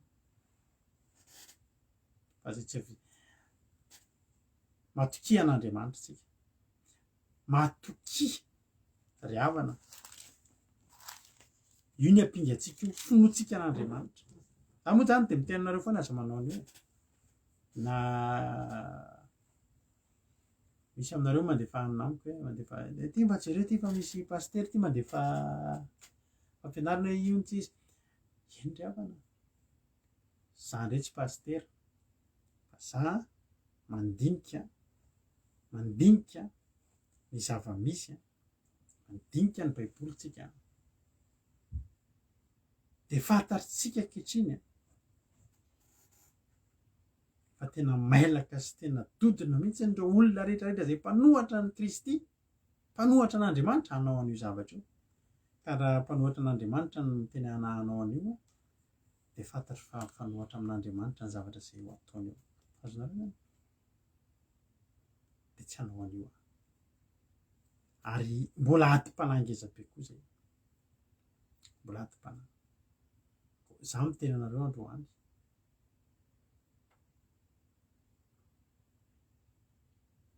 Dinio ny baiboly. De fantaro izy mandrisika anareo anao andreo. Re olona manao mandrisika anao andreo hoe mba nisy am'ireo hoe fa mba nieritreritra ny teny taminareo. Tao any an-danitra tsika. Za nge ry havana za manoka an'ity, za tsy olo malaza. Za koa tsy paster. Za koa tsy tapipaizana. Fa zay mivady anisany miteny eto amin'ity Facebook ty samy miteny hoe aza manao an'io. Fa zay koa ambady zany miteny anareo foana isan'andro dao any an-danitra tsika. Ho avy Jesosy ho any an-danitra isika. Ka zay hoe tena mino sy miomana sy mieritreritra no any an-danitra raha tsy mieritreritra no any zay. Ary fantatra fa io tokony hatongavana any an-danitra. Tena zay mihitsy nanao an'io voalohany. Teneniko anao zany. Efa ela zay nanao an'io raha io ny natongavana any an-danitra. Misy miteny hoe fandrany hita commentaire anampy ka ao baiboly misy resaka hoe vaksiny. Angamba misy an'izany. Fa tsisy vaksiny ke taloha. Marika ny voalaza ao. Izay ho apetaka amin'ny olona rehetra. Ka zay tsy misy an'io tsy mahazo mividy, tsy mahazo mivarotra de inona ary zany le izy tsy io. Io le izy ry havana. Io ny mariky ny biby io. Mbola ho avy ny fotoana nanaovantsika émission manokana momba an'io mampiolina. Mbola betsaka ny olona tsy mahalala. Misy miteny hoe mbola tsy io le izy. Lasa kely am'izay tsy resaky izy maromaro mihitsy ny zavatra. Mbola tsy io le izy, fa izy ary zany le izy. Raha mbola tsy io ary le izy de fantaniako apetaka aminareo vita vaksiny daholo zany olona rehetrarehetra. De inona indray zany mbola zavatra apetaka akoatran'io afahana tonga am'le zay tsy misy azy de tsy mahazo mividy, tsy mahazo mivarotra. Nefa zao rehefa tena mivandravandra fa tsy mahazo manao ninona na ny carte bancaire anao tsy afaka ampiasainao raha tsy manao an'izy. De inona ary zany endrasantsika. Nefa amin'io zavatra io efa mifandraika amin'ny zavatra rehetra zay voalaza ao amin'ny baiboly, ny amin'ny fatongavany fararano, ny amin'ny ny aviavy zay manaraka ny zavatra zay mitranga amin'izao fotoana izao. Sakafo ny maso ry havana. Sakafo ny maso ry havako. Fa akaiky Jesosy. Akaiky ny fanangonana, akaiky ny fanjavonana. Lasa nihitatra tamin'izay moa resakintsika satria mila manam-pinoana tsika fa satria mbola betsaka ny zavatra zay ho atrehantsika. Any amin'ny rahalahy Jonathan zao efa savainatra ny ambony bus tsy afaka mandeha bus ary mandoa 450 € zay tsy manana n'ilay zay tsy vita vaksiny fa ny antsika eto andafy eto frantsy eto mbola naharaka eo daholo fa za nefa miteny anao za tsy matahotra ny zavatra fantatro dia zao za zanak'Andriamanitra ary ninona zana-tsipika mirehatra za manana pinga ny finoko ny Andriamanitra tsy manary azany io ary tsy manary anao zany fa raisy ny ampinga androany dia manany ianao finoana ny comptentsika mety ho blokeny fa ny lanitra tsy voabloken'ireo olon'ireo atsika zany. Halleloia. Ary Andriamanitra tsy maintsy hanokatra lalana ho atsika foana za matahotra ianao tsy mandray vola intsony tsika very asa dia efa nahita olona ve ianao raha tsy hoe fara tamin'ny fampoan'Andriamanitra hoe tena lasa tena iny zany mba dia zao ny efa rany tsy ry avako manana finoana ianao taperitsika ny amin'iny araiso ny famonjena ao fiarovan-doha sy ny tenin'Andriamanitra ho sabatry ny fanahy ny sabatra fahanao androany sabatra ny sabatra ary marina mihitsy ny teny Rahatosy fa nisy nge zavatra riavana efa potra andry zareo efa miariary nge zao riavana ny devoly ka izy manafina be anao zany tsony tonga ny variant dia triangle tonga ny omicron dia sarina maso dia mahafantaro inona daholo ny dikan'ireo zavatra ireo sarina maso iny sy ny satanika anginy iny triangle iny zany tsy mahalala an'iny sy ny tena zavatra tena fampiasan'ny Illuminati izy efa mipotra tarehy izy sao fa ny olona moa miezaka manidy maso fa nareo mpanaraka ny tepandarana ity tena nareo hoe manana finoana ady tsy hita maso ny atrehantsika ary ady-panahy atsika io ady-panahy atsika dia jerenao tsara raha ady-panahy azo fijaliana zany zavatra renesitsika milohan'ny hiviany Jesosy misy ahatra iretantsika dia mba raisinareo nge zao zay tena misy kristianina samihafa tokoa dia raisinareo nge zao hoe misy olona zany zao mieritreritra mihitsy ataony ny vaksiny dia hanana accès amin'ny zavatra rehetrarehetra ihany izy mandeha restaurant izy mandeha park izy menakavy afaka manao ny zavatra rehetrarehetra ihany fa ho any an-danitra ihany koa tena tretrika ianao tretrika nareo tsy maintsy misy aretantsika riavana ary io zavatra io tokony hitsoroantsika sy aminareo fa efa fantatra fa misy vita vaksiny nareo mijereto fa zamona aminay nareo zay kosa tsy maintsy miteny zay zavatra fantatray ampitandremana ny olona zay mbola tsy nanao ka miala tsiny aminareo zay efa nanao hatreto aloha zay ny eto ampandarina andramika izao samy mba miteny zavatra ny dinihana io amin'ny mampitarika anay zay ny zavatra hitsoroanay io ny marika ata amin'Andriamanitra nareo zay efa vita hoe tompo ahoana ny amo halleloia fa tsy zary zay tsy hain'Andriamanitra atao fa kosa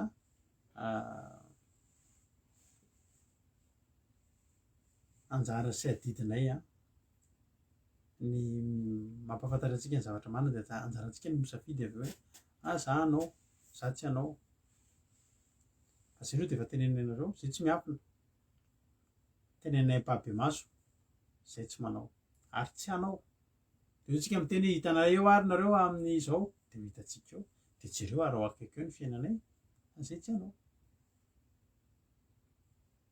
halleloia inona ny aretina efa tsy efa nandalo riavana fanarovan'Andriamanitra tsika dia ireo olona ireo ve ny amin'ny famonjena afaka hiantoka ny fahavelomantsika fa tsy ny fivavahantsika koa dia mahay reza ianareo ho tahian'Andriamanitra raiso ny tenin'Andriamanitra ilay teny tsy misy kilema io ny sabatra io ny hamonoana ny fahavalatra manao délivrance zay dia misy fotoana amin'ny teny anany ity tenin'Andriamanitra tenin'ny fahamarinana ny sabatra ny nampatapahantsika ny asany maizina fa io tonga dia manoritoro ny tenin'Andriamanitra dia ny tenin'ny fahamarinana za mino fa voarainao rehefa dindreo voary daholo ny aminao manontolo rehetrarehetra amin'ity androany ity.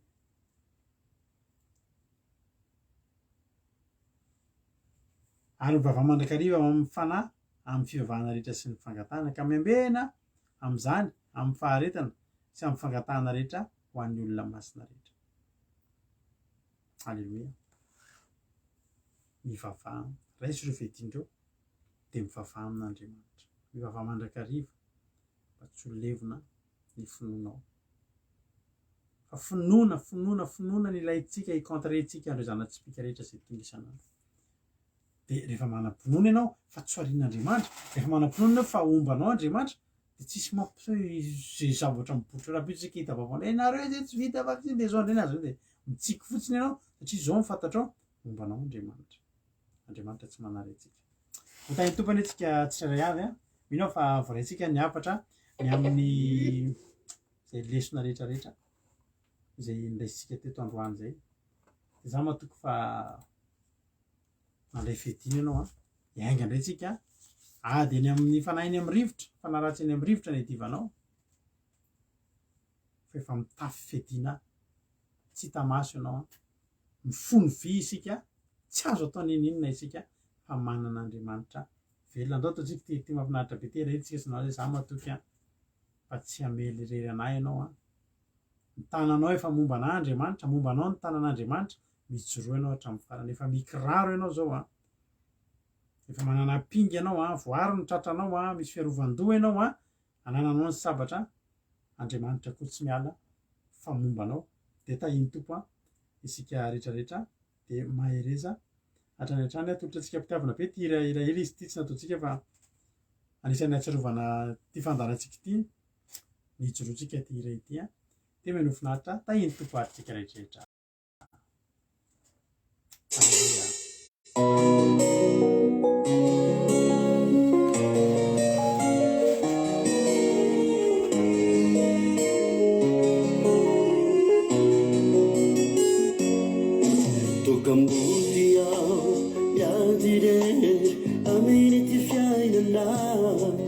Simba manakantenay yatsapazana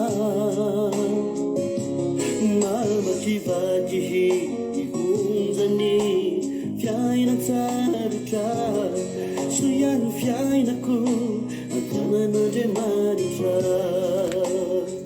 Ahorina zany zany fitolanam-bavaka tsika ary efa sanatin'ny messenger koa ny fangataham-bavaka zay avaly amintsika tsirairay avy.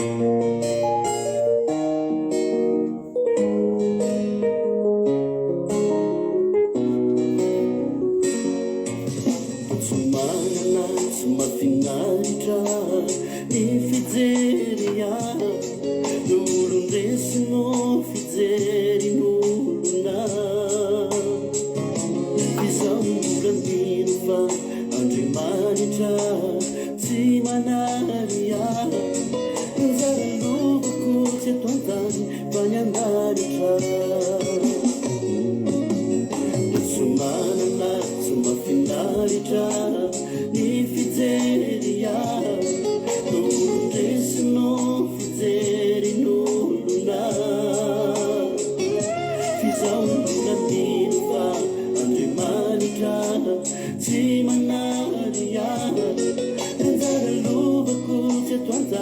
vanyandaritra samatso tsy amelirerana saninamono isakamena na misy miaz emori falia manonsanoni pandesia manandalana samatso tsy amelirerana saninamono isakamena na misy miaz emori falia manonsanoni pandesia manandalana na misy miaz emori falia manonsanoni pandesia manandalana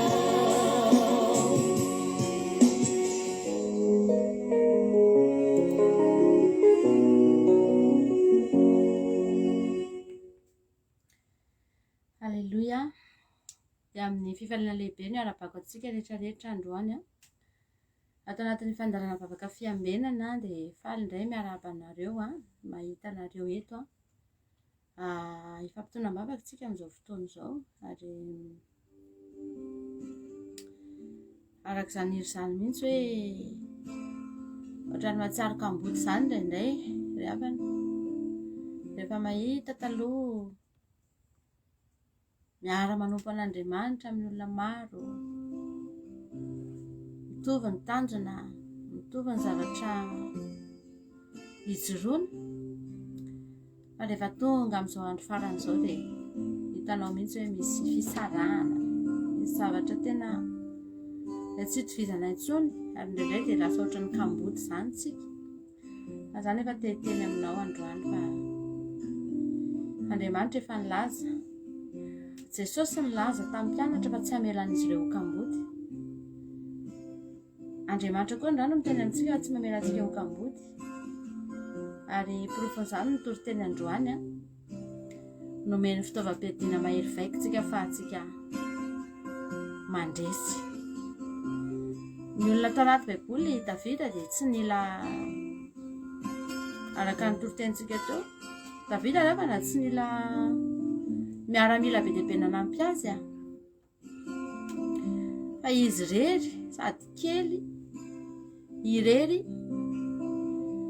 olona tsy ahoana fa afaka nandresy fahavalo-goavana be anankiray. Isika reto dia olona kely, olona tsy dia makaiza, tsy ahoana,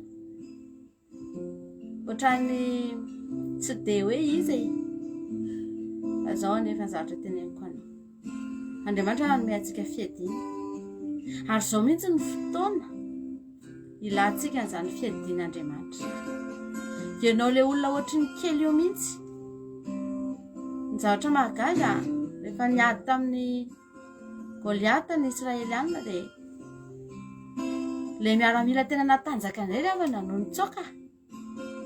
Ilay miaramila malaza, manana grady, manam-boninahitra, mpitaritafika, be galona, fatabahoaka, nianatra nandritry ny firy-taona, nisitrika tsy nety nivoaka rehefa nanoloana ny Goliata.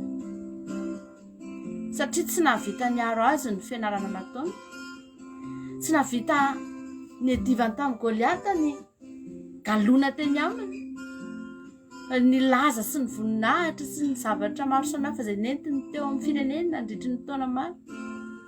Tsy afaka niadivany tamin'ny Goliata reny, fa natahotra izy ary dia nilefitra teo anoloan'izany Goliata izany. Nanaiky ho andevony Goliata angirava ny zanak'Israely, nanaiky ho andevony Gaty,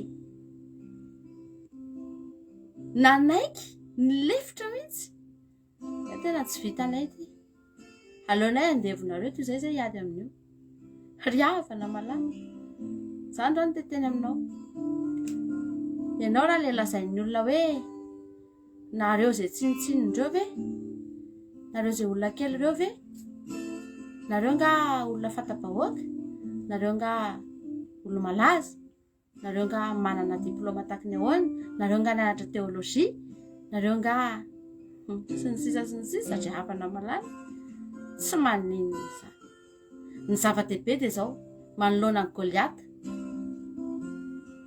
afaka hiatrika ve ianao, afaka handresy ve ianao, afaka tsy lefitra ve ianao eo anoloan'ity Goliata be izay atsindrona ny olona rehetra ity, mampilefitra ny olona maneran-tany ity, miaika avokoa ny olona rehetra milefitra eo anoloana izany zavatra izany, nefa fantatra zao ny voka-dratsiny izany ry hapana. Fa ianao mandresy ka tsika eto mandresy. Alleluia.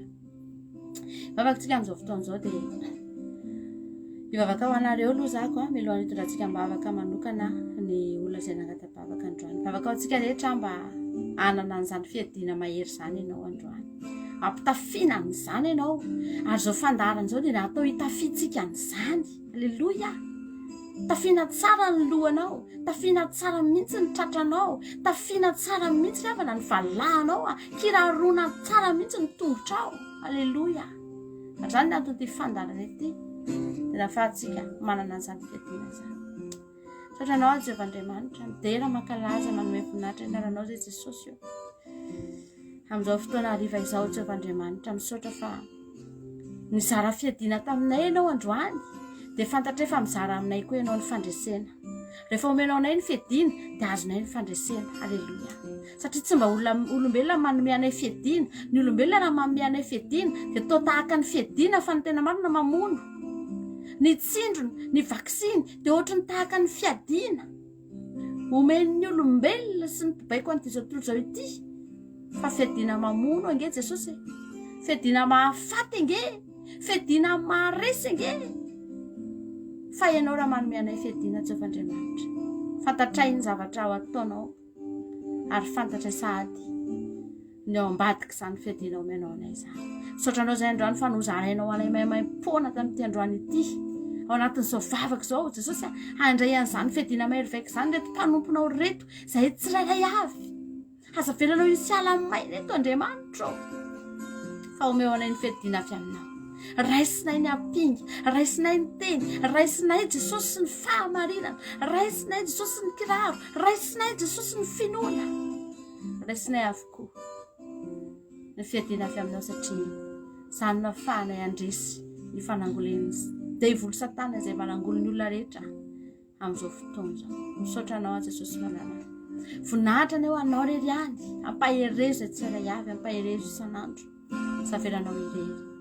Misaotra Jesosy. Halleluia. Amen. Hiditra fitondrana bavaka tsika amin'izao fotoana izao fitondrana bavaka voalohany nangataka vavaka ozy izy fa ny zanako fatorany aherantsika kely aloha zava-maneno dia amin'izay nareo maheno tsara.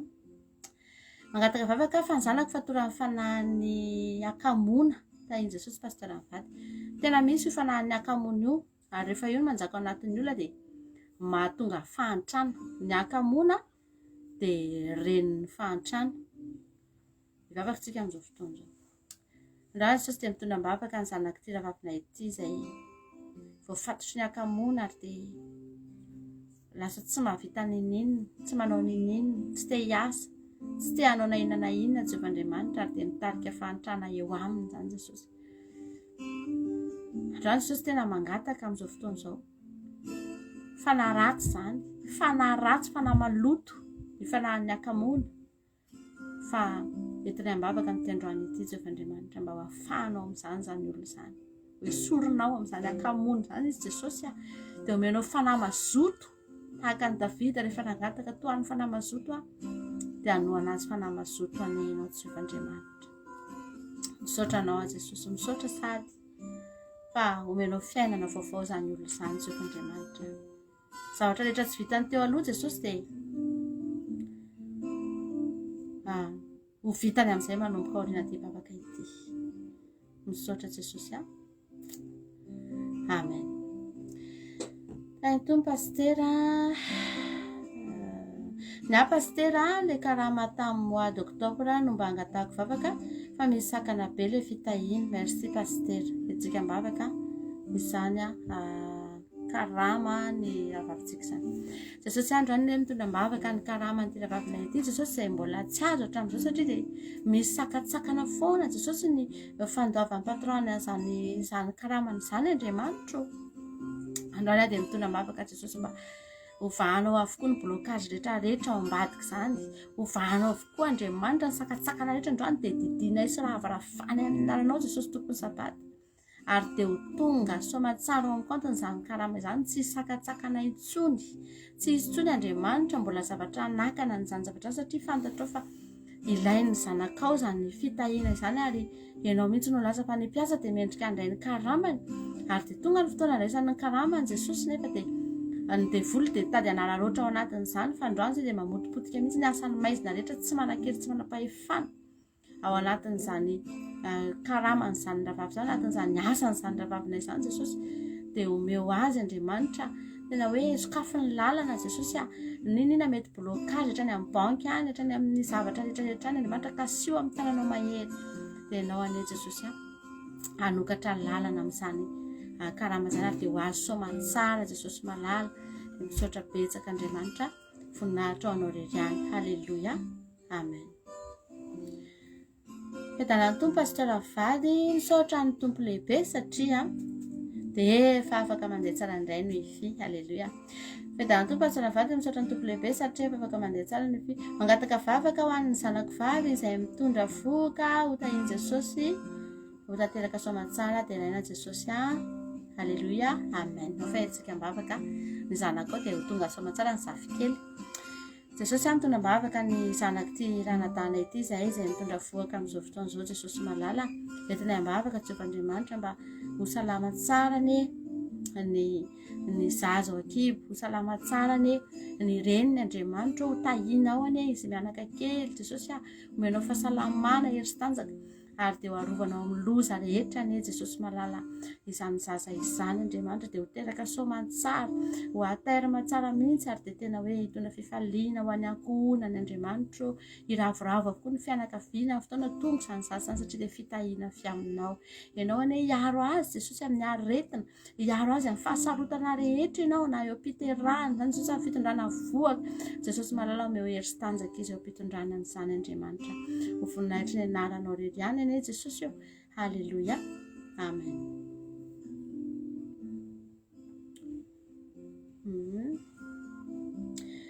Tahiany Jesosy pastera mangataka vavaka mba hitombo fahalalana hatrany an'Andriamanitra ary roso tsy emotra amin'ny fanarahana azy tsony. Amen. Mankasitraka indrindra etsika mbavaka foana.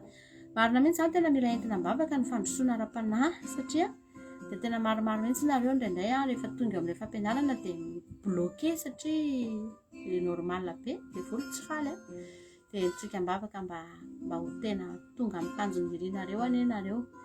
Ny zavatra tsara fantatrareo te handroso ara-panahy dia izao tsy io zavatra io tsy tanjonareo rery fa tanjon'Andriamanitra io aloha voalohany indrindra.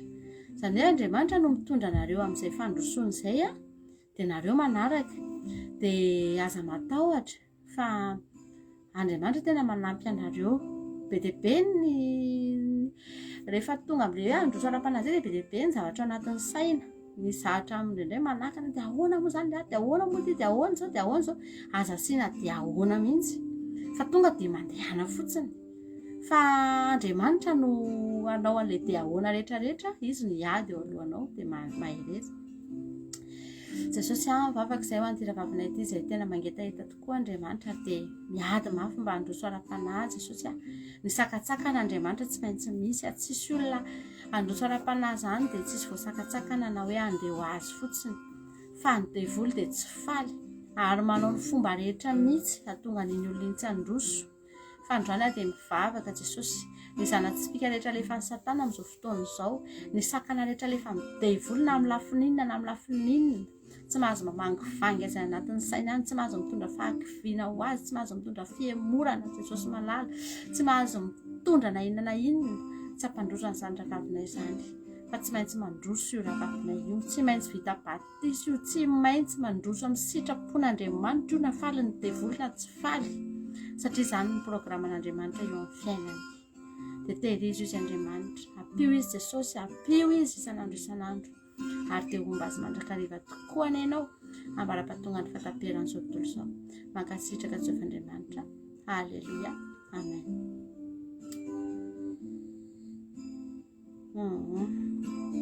Dahin'ny tomponareo mivady, za dia mangataka vavaka ho any ankonako mba ho salama tsara daholo, ahita azy mba tsy ho voasariky ny vaksiny ary foara-panahy daholo misaotra anareo mivady. Jesosy amin'ny vavaka izay ho any ankonan'ity ravavina ity, Jesosy malala mba ho tahinao anie ny fahasalaman'izy ireo, ary dia ho jerenao manokana ny Andriamanitra ny momba azy, ny fiainany, ny asany Jesosy io. Raha misy tsy mananasa dia ianao anie Andriamanitra ny fahasoavanao hiasa ao anatin'izany tokantrano izany ankonana izany, dia hanome azy ireo asa sahaza ho azy, hahavelona azy Jesosy, hamelomany ankonany. Ary dia mivavaka ihany koa izay Jehovah Andriamanitra mba ho arovanao amin'ny vaksiny, amin'ny fanefitra ny ezany olo izany Jesosy io, mba tsy ho isy amiliviliny sainy, tsy hisy andresy lahatra azy Andriamanitra, ninona mety teny tonga eo aminy dia ho vitany ny hanohitra an'izany Jesosy. Ary dia entinay ambavaka mihitsy Andriamanitra izany ankonana izany mba ho arovanao amin'izany fanefitra mampidi-doza izany Jesosy, dia tena hiaro azy ireo anehinao Andriamanitra, dia hijerany izy ireo manokana anehinao Jesosy, hijery ny ara-panahiny izy ireo anehinao Andriamanitra mba ho kasihanao avokoa, ary dia ho tonga amin'ny fibebahana maro, no ho tonga amin'ny fiovampo izany fianakaviana izany, fa izany mba fanirian'ity ravavina ity dia hoentinay eto anatrihanao. Misaotra Jesosy ho voninahitra ny ao anao ireny ihany. Halleluia. Amen. Misaotra an'Andriamanitra isika. Eto mavaka koa ireny fianakavianareo mbola mba tsy mety hanao vaksiny ireny, fa mba tsy ho resy lahatra hatramin'ny farany, satria dia misy mihitsy ny zavatra mitranga ny Madagasikara any izay tena mampalahelo any amin'ny faritra lavitra any, dia misy pasteur vazaha tonga any dia mitory teny dia mitory batisa, fa izao ny zavatra teneny hoe tsy afaka atao batisa raha tsy vita vaksiny. Izy zavatra tsy lôjika mihitsy ny zavatra izany, tokony hamperitreritra antsika foanafoana, dia ento ambavaka mba tsy ho babony izany ny fianakaviantsika.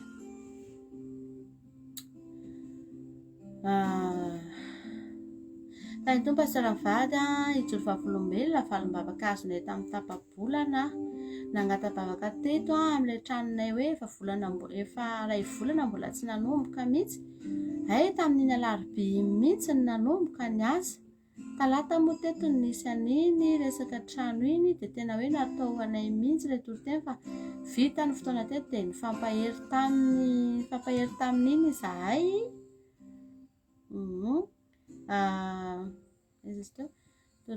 Fotoana teto dia nifampahery tamin'iny izahay. Ny zavatra tena mahafaly dia tsy arakaraka ny nahataraiky be azy ilay asa, fa dia tena mihazakazaka be mihitsy isaorana anareo mivady sy ny groupe izay maharesy, ary ny mpanaraka fandarana rehetra ny tondram-bavaka.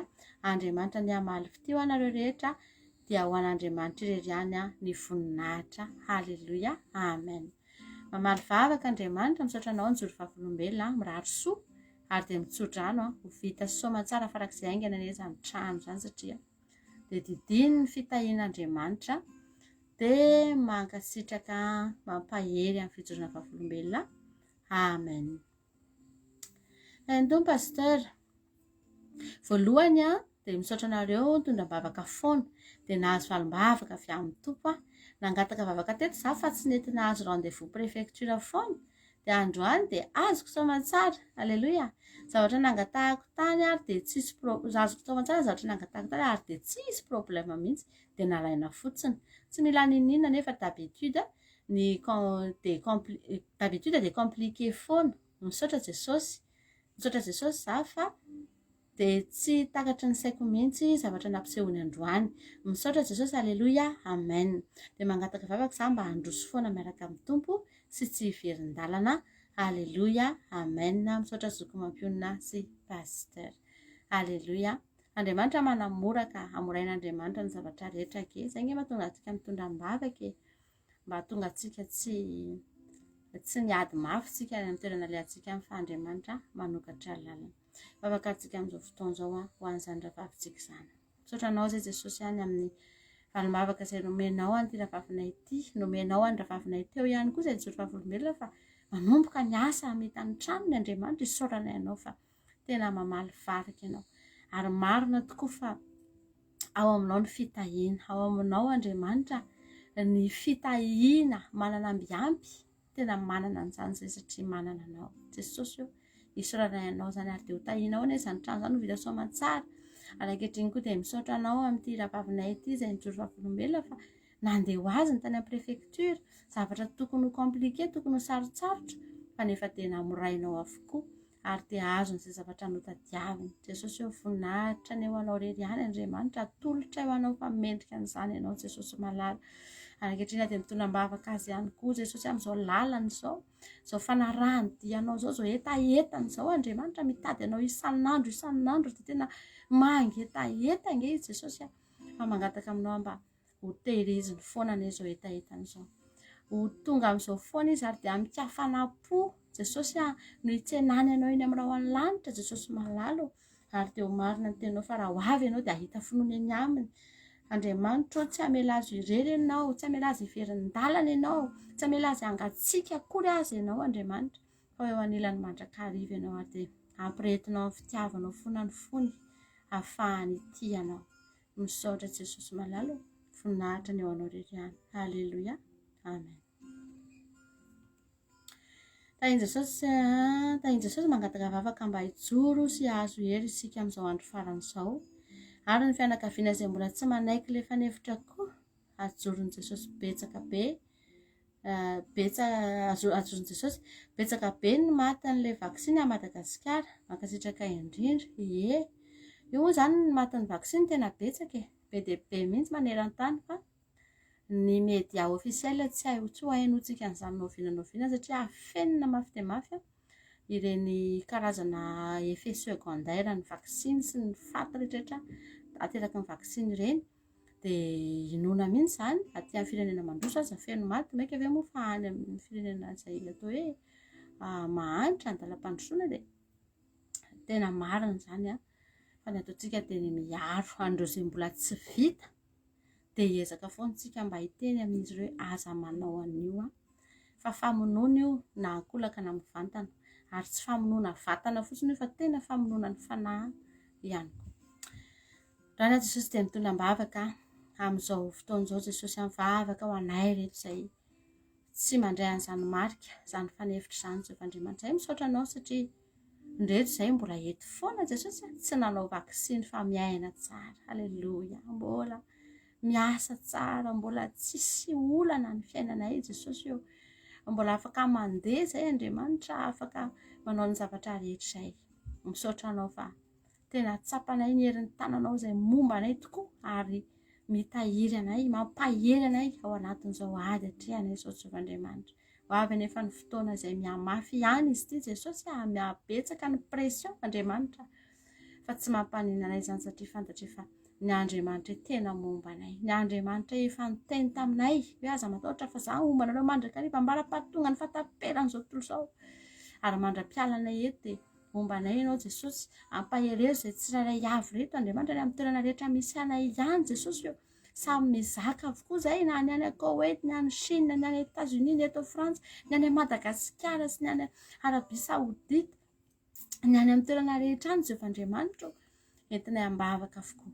Ianao anie ampahery ny tongotra tsy angozogozo, hijoro amin'ny tongotra izahay Jehovah-Andriamanitra, hijoro amin'ny baiboly sy ny teninao izay Jesosy io ary tsy ho voahozongozona amin'izany izay Jehovah-Andriamanitra satria ianao nefa ho amponay, ianao ny hijoronay. Vavaka izay andreo fianakaviana ihany koa izay mbola tsy vita, eny Jesosy isaorana ianao satria mbola maro amin'izy ireny mbola tsy vita vaksiny, isaorana ianao ary apetraka aminao izy ireny mba hijoro hatramin'ny farany, ananahery anoherana an'izany zavatra izany Andriamanitra ary dia ianao mahafantatra ny momba an'izy ireny tsirairay avy, ny devoly dia hiezaka foana Jesosy hamandrika an'izy ireny, handainga, hametraka fandrika sy velam-pandrika eo anoloanay tsirairay avy fa izahay kosa dia omenao hery Andriamanitra afanay manohitra afanay mijoratra amin'ny farany misaotra Jesosy hoe voninahitra ny eo anao irery ihany. Halleloia, amen. Ianary afakantsika amin'izao fotoana izao tahiny Jesosy mangataka vavaka fa anaty olana maro ary mangataka vavaka ihany koa fa rehefa mivavaka na mihaino ity fandarana ity dia resy tory foana ndry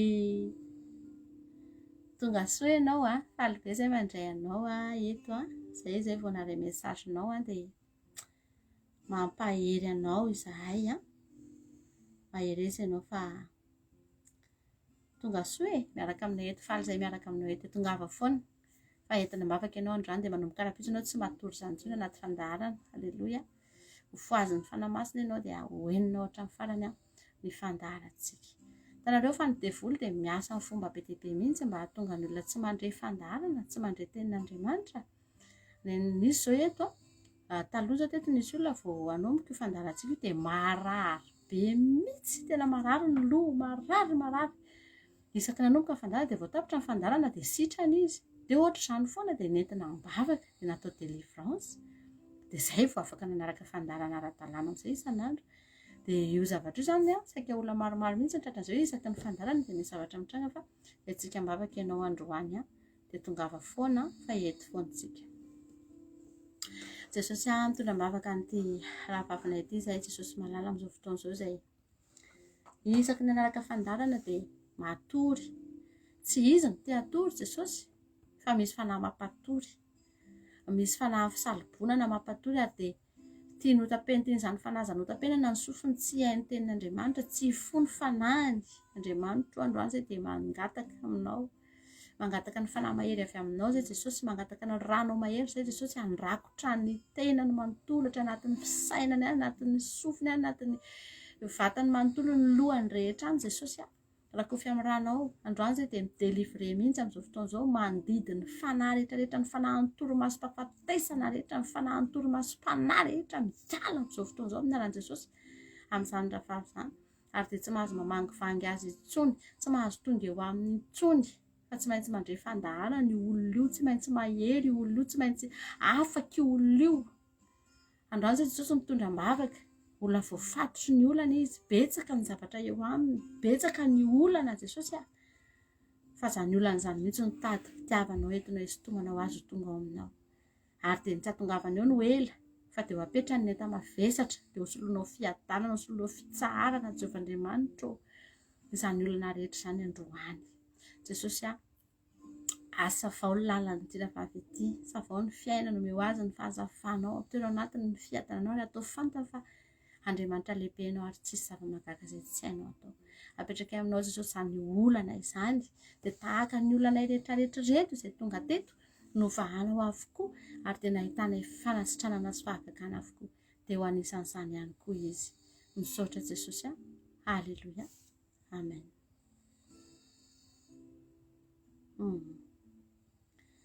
Fangatambavaka farany ary amin'izao fotoana izao tahiny toy ny pastora Menakavy mangataka vavaka pastora mba Jesosy hitari-dalananay Menakavy amin'izay rehetra ataonay ka izay sitrak'Andriamanitra no tanteraka eo amin'ny fiainanay Menakavy kely. Ny aretina sy valalam-pandany kosa dia angatahako manokana mba ho afahany aminay ary misy taratasy tany tsy mety mba asesy ny fanahy masina ny mpanao azy mba ho vitana izy rehetra. Mankasitraka pastora mivady tahiny Jesosy. Ny trano amboarina koa ane mba ho vita ka tsy izy dia vola ny elingelina ny samy mihitsy ankehitriny na inona na inona. Eny ary vavaka antsika amin'izao fotoana izao misaotra n'Andriamanitra fa sitrana tanteraka ny marary izay nentina mibavaka. Halleloia, mankasitraka sady amin'izao fahavolombelona izany izy hoe nisy tsy marary sitrana tanteraka no mangataka vavaka ihany koa izy. Itsika mibavaka ary amin'izao fotoana izao izany rahavavitsika izany. Androany izay Jesosy dia mitondra mibavaka n'ity rahavavina ity sy ny ankohonany Andriamanitra. Entina mibavaka amin'izao fotoana izao Jesosy mba tena hoe araka izany teniny izany mihitsy hoe ny sitraponao no tanteraka eo amin'ny fiainany. Tsy hisy mihitsy Andriamanitra programan'ny Satana ho tanteraka eo aminy na dia kely aza.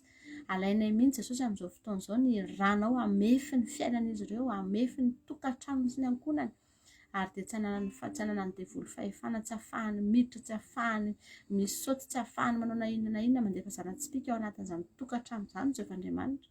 Fanarahanao mahery sy ny fanahinao mahery no fefa manodidina n'izany ankohonana izany, ary dia ny sitraponao rery ihany no tanteraka. Androany ahy Jesosy dia mangataka aminao mba hanala amin'izy ireo ny valalam-pandany, ny fanahy izay mitondra valalam-pandany Jesosy mihinana ny volan'izy ireo, mihinana ny fitahiany izay avy aminao amin'ny fomba marobe Andriamanitra.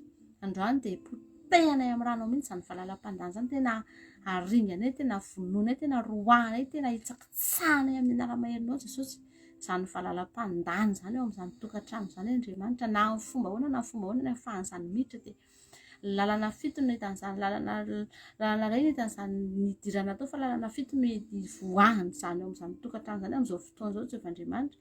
Ary dia potehanay amin'ny ranao izany fanahy mitondra rofy, fanahy mitondra valalam-pandany izany Jesosy, tsy ambinina, tsy manaketsy manam-pafana fa hatsahatra amin'ny anara-maherinao Jesosy Kristy tompon'ny sabata. Entiny ambavaka amin'izao fotoana izao ny trano izay ataon'izy ireo any Madagasikara Jesosy, ianao anie hanatanteraka an'izany, ianao anie Jesosy hanala ny sakatsakana rehetra ary hitahany izy mivady, ianao sy ny ankohonany mba hahavita soamantsara n'izany trano izany, ny taratasin'ny tany rehetra ihany koa apetraka eo am-pelantananao, izay rehetra mbola tsy mety Jehovandriamanitra ho aravinao avokoa ny mikitaotaona rehetra eo amin'izany tokantrano izany androany, ary dia tolory saina foana izy ireo amin'izay tokony hatao, tsy lovy amin'ny lalanao foana, tsy ovy ny lalana Jesosy amin'ny teninao mahery, ianao hanazava ny lalana izy ireo, hanazava ny saina izy ireo, hanome azy ireo tolontsaina amin'ny zavatra rehetra ianao Jehovandriamanitra, ary dia tsy hamelan'izy ireo irery ianao Jesosy, fa ho eo anilany mandrakariva ianao amin'izay rehetra ataony. Dia misaotra anao Andriamanitra ny hafalimbavaka ihany koa izay sitrana izay nentina mbavaka Jesosy voninahitra ny eo anao rery ihany, hitanjany ankohonan'izany foanany ianao, ary ny fahatsaranao dia tsy tsatra hipoipoika ao anatin'izany tokantrano izany. Misaotra Jesosy. Amen. Eny ary izay ny fangataham-bavaka nentsika teto androany fa hivavaka kosa tsika amin'izao fotoana izao, sady hamarana amin'ny fotoana tsika hivavaka ho an'ny firenena, no hivavaka ho antsika rehetrarehetra ihany koa izay tonga teto androany. Misaotra anao izay Jesosy ny amin'ny fahatanterahan'ny fotoana androany. Misaotra Andriamanitra fa na dia tsy nisy aza ny wifi, tsy nahavelanao ho tapaka ny fandaharana, nomenao vahaolana ary dia tanteraka soamantsara ihany ny fandaharana teto Andriamanitra. Misaotra ny amin'ny fampaherezanao anay, misaotra fa manana izay manana anao, ary isan'andro rehefa mandre ny teny avy aminao dia renay mihitsy hoe mihinana vitamine sy calcium tena complet mihitsy entina mamakivaky ny fiainana, mamakivaky ny tontolo andro rahampitso sy ny zavatra rehetra izay iainana eny amin'izao tontolo izao eny Andriamanitra. Manana vatsy tsara izay, manana sakafo tsara izay, ary matanjaka tsara ny ara-pananay, ahafahanay miatrika ny zavatra rehetra eto amin'izao tontolo izao ity. Aleloia. Ankehitriny ahy Jesosy dia mitondra mbavaka ny firenenay amin'izao fotoana izao Jehovandriamanitra. Isaky ny mare zavatra avy any izay Jesosy dia marary ny fonay, dia malahelo izay, dia te hanao zavatra izay Jesosy, dia tsy hitanay intsony hoe inona no tianay atao. Fa androany izay dia mangataka aminao Andriamanitra, raha mbola misy Jesosy azonao vonjena dia vonjeo, raha mbola misy Andriamanitra azonao antsoina, antsoy Jesosy, aza avela hitsahatra ao ny feonao Andriamanitra, fa hanezaka mafy ihany koa ianao dia mba hiantso ny olona amin'izany firenena izany mba hitodika aminao Jehovandriamanitra. Hijery anao Jesosy dia ho voavonjy, fa izany ihany sisa no antony tokana ahafahana ho voavonjy Jehovandriamanitra. Tsy misy lalana hafa intsony, tsy misy zavatra hafa intsony ahafahana ho voavonjy afa-tsy ny fijerenanao Jesosy. Dia mangataka izay androany, misy olona mbola tianao antsoina, misy olona mbola tianao hitodika aminao, dia ianao any Andriamanitra hanao ny fomba rehetra mihitsy hampitodika an'izany olona izany aminao Jesosy. Vavaka izay ho anay tsirairay avy izay tonga teto androany, nizaliza tonga teto nanaraka an'izao fotoana izao Jesosy, ianao ny antso an'izy ireo, ianao no nitaona an'izy ireo, ary dia tonga eto izy ireo maharitra hatramin'ny farany amin'izao fandaharana izao. Fantatra fa tsy mba ho ataonao tsinitsinina izany, ary hojerenao manokana ny fiainana tsara avy zay tonga teto androany na lafininna na lafininna na arakasa na ara-tokantrano na ara-bola na ara-piainana manontolo mihitsy na fianarana na inona zavatra ataonay Jesosy angatahako mihitsy mba hojerenao manokana an'izay tsara avy. Tsy misy tsy ho hitanao lafim-piainana rehetra Jesosy ary tsy misy aretina tsy hositranonao androany. Ninona mety zavatra marary any amin'ny fiainana ihany dia hositranonao avokoa. Ninona zavatra tsy mety any amin'ny fiainana ihany Andriamanitra dia ho alaminao avokoa Jesosy dia misaotra anao Andriamanitra ny amin'ny fotoana androany fantatro fa mandray fahasoavana avy aminao indray izay tsara avy zay tonga teto. Voninahitra ny eo anao rirany Jesosy. Haleluia. Amen.